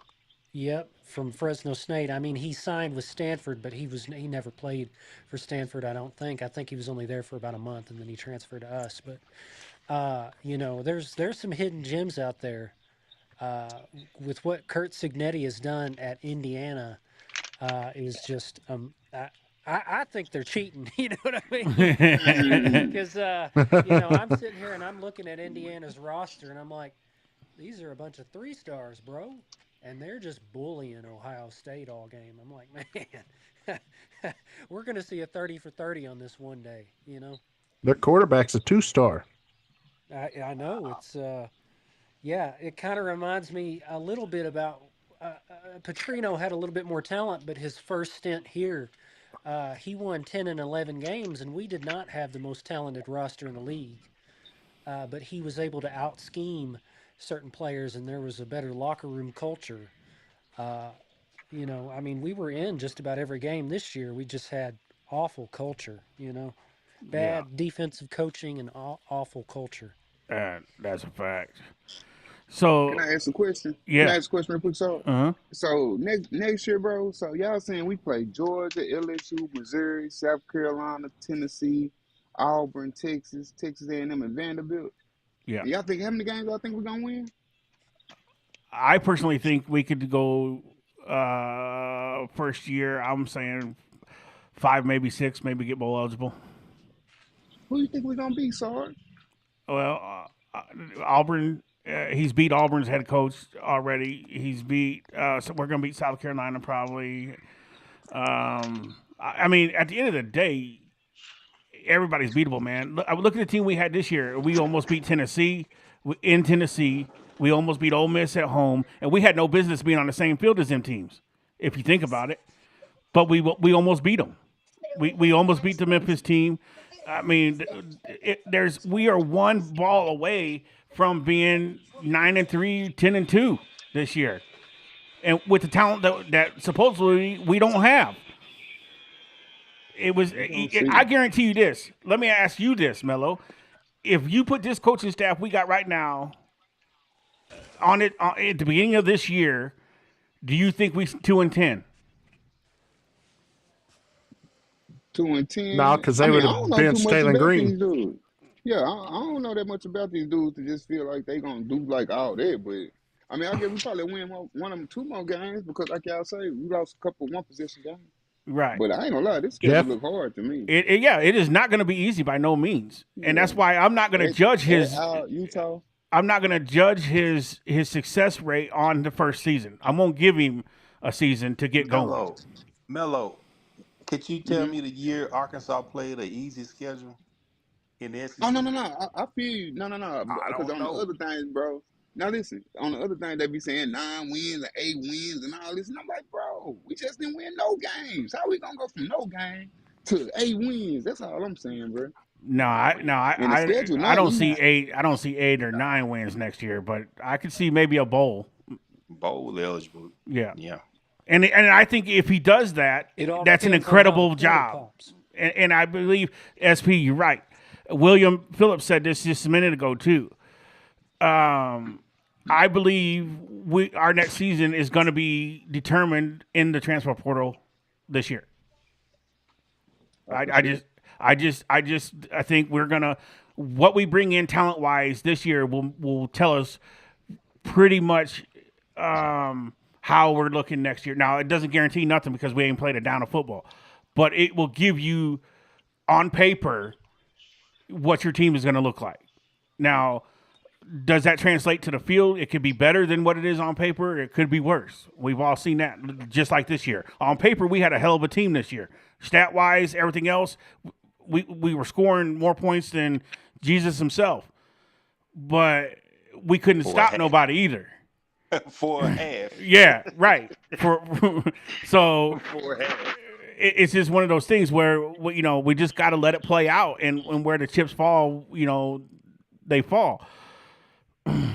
But I don't believe that, Sarge. You know what I do like somehow about this head coach, though? I knew you wouldn't. You know what I do like Want me to about tell this you coach? why? He isn't. Just a second. Go ahead, YC. He is not under the impression of like what Sam Pittman was. Sam Pittman, his goal for the year was just getting bowl eligible. This guy said, "I ain't worried about bowl games. That's the floor. We want to go to the ceiling." Yeah. Hey, can I speak on Sam Pittman real quick? Mm-hmm. What burned me about Sam Pittman was he had this cocky arrogance about him when he talked during his press conferences, talking about how he went from 4-20 to top 20 and all that while the team was falling apart under his watch. And the more I learn about it, the more it just boils my blood. So we've got a coach that's going out right now getting money from people, selling the team, selling the vision, selling the dream. And Sam Pittman couldn't be bothered with it. You know what I'm saying? And to me, as a coach, you got to do whatever it takes to give your team the best chance to win. If you've got to go door to door and knock on doors and say, "Hey, I need $20," you know what I mean? I feel like you should do that. And it just, you know, I can't get over how Travis Williams and Sam Pittman and all of them lied through their teeth about this team, you know, because they had to have known that it was trash. You know, they had to have known. And then all I hear during the I don't think it was the team. I think it was the coach. Yeah. Right.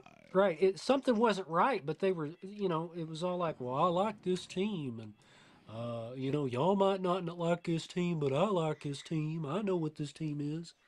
You know, and he was probably right about that, but the problem is he didn't know how to coach this team.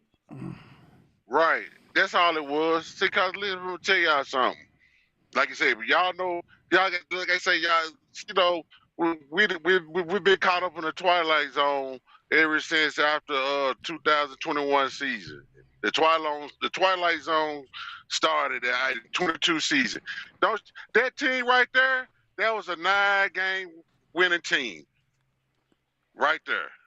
All right. 2023. Y'all, everybody said, "Dog, T. Will came in. The defense kept us in the game every game. They let go of the rope one of them games, I forgot. But guess what? They let go of the rope because we couldn't get nothing done on offense." All right. Come in 24. Hold up. We come in with 24 with Bobby Petrino and 2 years with Bobby Petrino. All right. So everybody trying to figure in their head, like, how did T. Will get so bad? But guess what? Bob Petrino came in with their philosophy, like none of the other. I don't know what the other coaches do, but like I say, they concentrated more on offense. Don't let the defense play the offense like they supposed to do in practice, like ones on ones and all of that. They weren't doing none of that. See what I'm saying? And that was all Bob Petrino crap. And did you know T. Will was on that Falcons team that Petrino coached?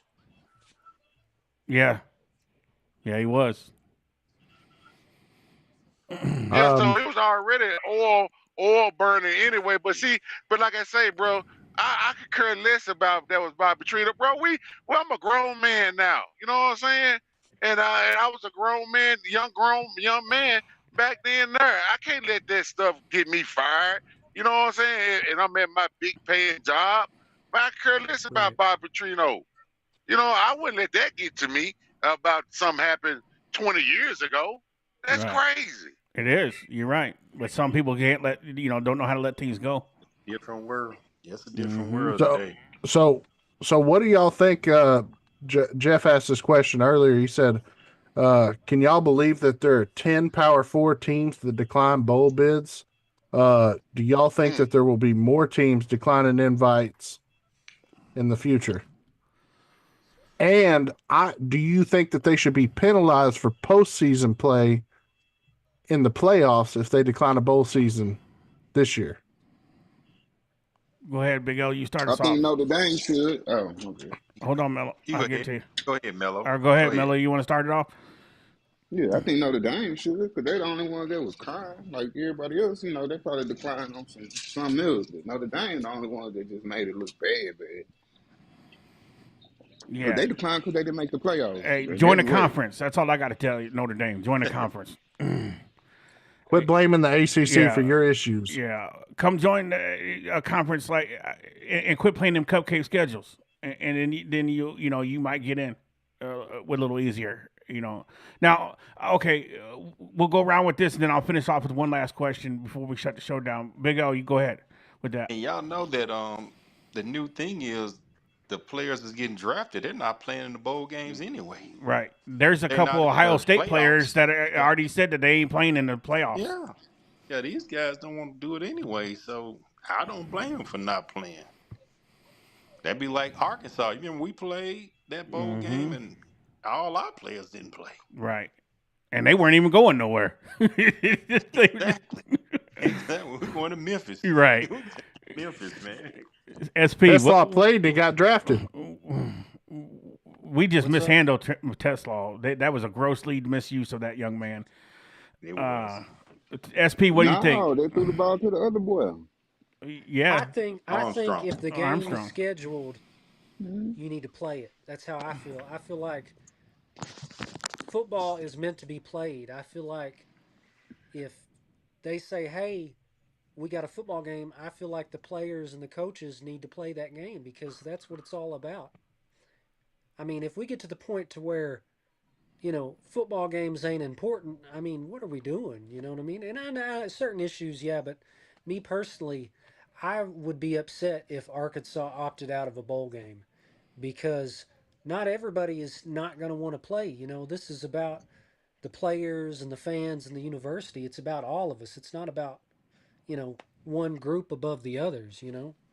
Yeah, and two, And it's more money for your conference. I was just getting ready to say that they taking money away from the conference when they do that. So, Scout Key, Yeah, Kansas State and Iowa State got fined $500,000 for skipping their bowl games. Hell yeah. Yee. yeah. So go on and skip if you want to, but you gonna write us a check. Scout King, what do you think? Yeah. Me personally, if I was a coach, you know what I'm saying, I like I say, you can't make a player, do it, like I say, the ones that's, like you say, going to the league, yeah, I get it. And like I say, the ones that's team left, we gonna go out there and play. That's what I do. I mean, like I say, I'm like I say, we go fit out a team to go to a bowl, to go play this bowl. You know what I'm saying? Yeah. And like I say, I think it says a whole lot about what like I say, man, these dudes, like I said, the money just messed these dudes' heads up. Right. Yeah, I agree. They just messed their head up. I agree. Okay, all right. It's 10 o'clock. We're fixing to end the show, but I want to go around the horn with this one last question to get everybody's opinion on this. We'll start with you, Scout King, and then just run it on down the line. Do you agree with the 3-loss Alabama team getting in over any other SEC team, like Vanderbilt or somebody else that has 2 losses on their record? Okay. Now, I know I'm finna hear some grumbling, I'm finna say, but just hear me out. All right. Now, how they got the thing scheduled up, the conference champions, I guess 4 or 5, them teams right there supposed to get an automatic bid to the playoffs, right? Mm-hmm. If you win your conference championship game or whatever, you know what I'm saying? You get about 5 teams supposed to get 5 to almost 6 teams supposed to get automatic bid if they win their conference. All right. So if that's the case, guess what? I'm putting Duke. I'm gonna put Duke in. They won the ACC. I don't care nothing about they was 7. They went in there. It's 8-5. They won their conference. You know what I'm saying? Now the other 6 teams, I'm gonna go with the criteria of guess what? Notre Dame probably would have been in. Sorry, Alabama. Sorry, Texas. You know what I'm saying? I'm gonna put in BYU. Now I probably wouldn't have put it in BYU, but I'm gonna put in all them other 2 and 10 teams. That's what I would do. All right. You know what I'm saying? Like you say, it's okay if Alabama and Texas won their conference at 9-3. That's okay. You good. But them last 6 teams that's going in, you got to at least be minimum 10-2. Right. 11-1. That's how I would do it. Big L, what do you think, man? What do you think about that? If you're gonna ask if Alabama or Vanderbilt, that's not even a question anytime right there. Alabama lost in the SEC championship game, Mm-hmm. It ain't like they were just messing around and got that extra loss. So I would definitely go Alabama over. Well, I'm not Vanderbilt. okay. Well, I was just using Vanderbilt as Notre an Dame. example. I go Yeah, Alabama. yeah. I go Like, Alabama what about over Notre Texas? Dame. Texas had 3 losses too, but they Yeah. didn't get their loss in the championship game. So I see where you're coming from Yeah. on that too. So I can see your argument there. Now Texas, Okay. that's different. That's a different story. Texas are 3 losses, Mm-hmm. but Alabama, no, can't go Alabama. But yeah, Texas out. Now I would take Texas out for Notre Dame or Vanderbilt. Yeah, I'll definitely do that. Yeah. So yeah. So Definitely I don't do know that. how they doing this, but it seems like there's a flaw in the system somewhere or something to me. Ain't our activity direct on the board? Yeah. Yeah, president of it too. So that's how everything messed man. up for sure. Yeah, exactly. We SP can send him man, up there full time. right? My I agree with that. That's facts. SP, what do you think, man? What do you think about that? I think Notre Dame shouldn't have even been in the top 25. Me personally, I feel like they lost their big games. They only beat one decent team in USC, and then completely crapped the bed on this whole situation. I feel like they're a bunch of stuck-up babies for saying that they're too good to play in a bowl game. Me personally, not saying that that's right or anything, in the grand scheme of things, but I feel like Alabama was the better team based off the fact that they went and beat 4 ranked teams in a row. Mm-hmm. They beat Vanderbilt and Tennessee and Mizzou and I believe Georgia. They did beat it all in a Georgia. row. Yeah, they did They beat went Georgia. to Georgia and beat Georgia. Mm-hmm. How many playoff teams did Notre Dame beat? You know what I'm saying? It's not even a None. competition. Yeah. And for Notre Dame to sit there, and I see this comment coming up a lot of times, well, we beat Arkansas by 40 points. You don't understand. Sam Pittman was fired after that Memphis loss, and the team knew it. Yeah. They quit playing, and they don't even realize it. But, I laugh at Notre Dame. They think that they're bigger than what they really are. They've been irrelevant for years. Yeah. They talk about beating Georgia in the playoffs last year when Georgia lost their starting quarterback. Well, Notre Dame just in the championship. Right. I'm sorry. Didn't they just play the championship? Every time they go to the championship, though, they get dog walked. I mean, they was in the championship. They got to be relevant to be in the championship now. Come on. Well, when you're the only team in your conference, it's pretty easy, Yeah, You don't know. You got to be somebody to get to the championship beat now. They Army can't do that, and bro. Navy. They definitely relevant, bro. But who did They beat Navy They down. beat Navy. So is that Did they their not big? beat Georgia No. last year? I'm talking about last year. Oh, last year. Yeah, them no. dudes relevant. They relevant. Hey, That's all I'm saying. Relevant. we got a young viewer on the show. Oh, yeah. No, I get it. Mello, what do you think, man?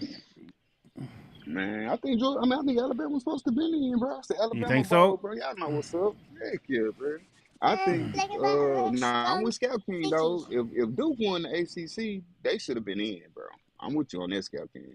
Conference champion supposed to be in, but like Alabama, bro, they beat, like bro said, they beat 4 ranked teams. Like they had the best wins if you look at it. But they had a bad loss against Florida So, State too. Yeah, that was the first game. Wasn't it the first game of the year? Yep. Hey, there we go. Woo Yeah. Pig Suey. That's what I'm talking Yeah, that about. was the first game. Yeah, that was the first game of the year. So, But Florida State couldn't beat them it in still counts week though, 10. man. It still counts. I mean, yeah, it still count. Yeah, they had a bad loss, but you got to think about the teams they beat. You know what Yeah, I'm saying? you're right. I think There's that two should have sides to been. every coin, though. So I agree. I mean, Yeah. I agree. It was just a And question. it's the SEC. So I think out of the SEC teams, you know, they were the best available because the other teams didn't make it to the championship. You know, like Vandy, Texas A&M, Texas A&M in, but like Yeah. all the teams that's on the outskirts, they didn't make it to the SEC championship. So how can they be over with Alabama? That's true. So, real quick, Before I rip off my answer, I need everybody to make sure that they hit that like button. yeah, we got 49 total over there on Twitch and X and YouTube. Go ahead and give your answer, and then I'm gonna do some house cleaning. So I thought about it real hard. Me and Sarge talked about it earlier. I think Alabama had the better wins totally than Notre Dame. But I'm with Mello that Duke should have been in the championship or in the playoffs because they were a conference championship out of the Power Four. They let SMU in last year. They let Clemson in last year. Why are you not letting in Duke? They're the conference championship of the ACC, but you let in Miami. Like, who did Miami really beat? They beat a bad Florida team. They got skull drugged by Louisville. They got skull drugged by Louisville. I'm pretty sure they lost to Virginia. Yeah, I think they should have let Duke in there. Duke would put up a better fight against Oregon than JMU. That's all I'm saying. Duke would probably put up a better fight against Ole Miss than Tulane. Those two games right there. Those two games right there, they're 20-point underdogs. Yeah. But guess what? YTSR. Remember, I've been saying it for about 2 or 3 weeks now. I told you, wait till this playoff come, and once it gets set, I said, y'all gonna be shocked into what happens. Remember, I've been saying that. Yeah. So the stage is setting on what I see happening. Don't be shocked, JMU beat Oregon. So are you calling for an upset? Oh, you put money down on that? That'd be a big payout. I mean, I probably ain't gonna put no money down on it, but I could just see the writing. I could just see the writing on the wall. You know what I'm saying? I could just see it coming. I could just see one of those bro. extra 100 downs on it. Well, I didn't did enough betting this year on lunch. I don't want to disclose all that, so I'm trying to recoup. I hear you. Real quick, I might throw 5 on it. Real quick notes on the future the show here. Thursday we're going to be doing another show. We'll be live. We're going to be live at 8 now. 7 was a little early. I feel 8's a little better. Give you time to get home from work and get settled, and people come on a little better at 8 o'clock. But Thursday's show is going to be a fan show. It is literally for you guys. So bring your questions. Any of you guys, bring your chats. We were going to bring the panel on, and we are going to answer your questions. And we're going to talk about the Texas Tech game, Arkansas-Texas Tech game, which we will be live streaming here on the channel Saturday at we will be live at 11:45 or 10:45 Saturday morning. So eat your breakfast and get ready because we got hog ball. Yeah, the game starts at 11. Oh shit. Yeah, it's terrible. I gotta go to sleep, boy. I'm waking up. That's the time I wake up. Right. So yeah, we're gonna need you to have you on here, Mello. So we're gonna need you here, Mello. So we're gonna hopefully we'll have me, YT, and Mello on commentating the game, and see what we do with that big Texas Tech game, and then we have I think we got Queens after that, and then we got the Houston game. The next 3 games will be right here on this channel. for basketball. So if you subscribe to the Razorback Live with the SARS channel, the thumbnails are already out. You'll get your notifications. Chicken Man. Hey, Chicken Man, welcome to the show. So make sure you like and subscribe, and we're going to leave it at that. But I just wanted to put that out there, and then we do some random games. Sometimes we stream on Twitch, just straight to Twitch only for our Twitch guys over there. So if you're not following us on Twitch, give us a follow, and then you'll know when we go live with over on Twitch during the week too. But most nights we do, like tonight, we're streaming to Twitch, we're streaming to YouTube and X. So, but I want to appreciate Big L for being on the show. Mello, it's always a pleasure having you, brother. Like I said, we look forward to seeing you Thursday night and then for Saturday for sure. And so you can come help us cheer on the Hogs, beat that revenge game. We getting our pound of flesh back. We need to get that belt to ass, you know. Mm-hmm. Back in blood, we coming forward. They better be ready. Oh, and we found out that we're not losing Billy Richmond for that game too. Yeah, he didn't get ejected for that game, so we're good. We got Billy there. He just needed to keep them elbows in check. And because definitely Thursday too, I want to talk to you about that Houston matchup. Thursday, we're going to talk about Texas Tech, and we'll talk about Houston a little bit too. What you think about that, and we'll revisit that Houston conversation, during halftime of the Texas Tech Arkansas game. But Scout King, man, as always, it's a pleasure. Mr. Solutions. We now have solutions. So I'm gonna have to start calling you Mr. Solutions now. Until the season starts, and then he might be back to no solutions again. But as of right now, there's solutions. That's for our fans. Like I said, we don't get it right this time, bro. The next coach gonna be between. Hey, I'm just saying the next coach is gonna come to Arkansas. Gonna either be me or Barry London Jr. That's it. So that's what y'all get. Maybe we get both of you. But all right, guys, we're gonna let you go. We're gonna close out the show. We'll see you guys Thursday. We appreciate you again for coming through. Much love. All right, Mello. Scout King, we'll see you. Right. Appreciate you, man.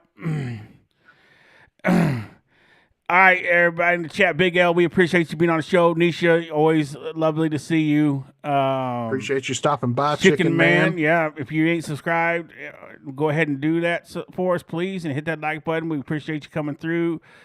Brady G.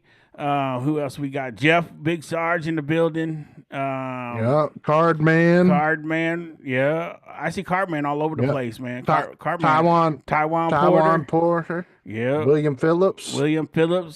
So we appreciate. If anybody has a Twitch and don't mind going over there, hit that follow button on Twitch. We just got monetized on Twitch. Yeah. So. And we got the same gambling over there, just for Nisha, though. Yeah. So, Mello, we appreciate, again, always being on the stream with us. Michael Perry, appreciate you coming through. It's good to see you. Robert Williams. So, Mark Douglas, Mr. Havoc, a.k.a. Havoc. Big 37G come through. I think he's new, if I'm not mistaken. Yep. Yes, sir. That was nice for you to come in and see us. So we appreciate that. So yeah, Chicken Man, we're on Twitch. It's the same. It's the same name. Yeah, look at just scrunched together, no spaces. It's going across the bottom of the screen there, Chicken Man. If you can here, I'll get to here. Let me see if I can get a link to him real quick. All right, we'll get you a link real quick. It's just Razorback Live with the SAR, just all no spaces in between it. On Twitch is what it is.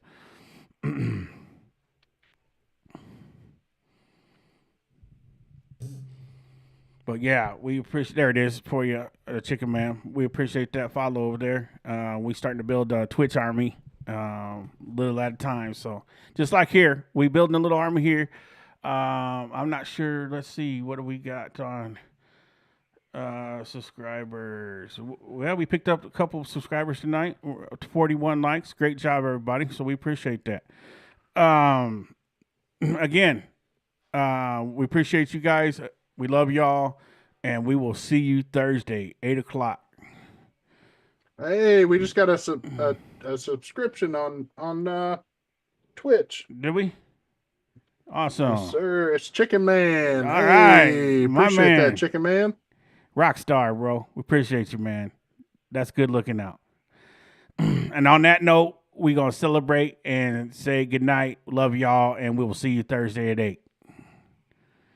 Way off in the distance, in some sandy place, wild engines rumble, a track stampede underway.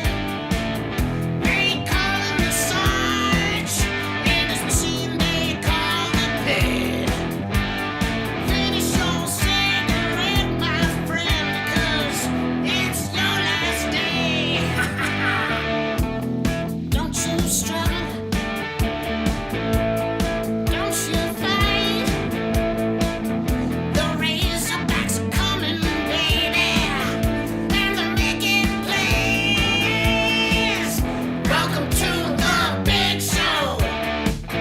We've been waiting for days. Woo, big show, yeah. They yell on the field that they won today. They call him the Sarge, and his machine they call the pit. Finish your cigarette, my friend, 'cause it's your last day. Welcome to the big show. We've been waiting for days.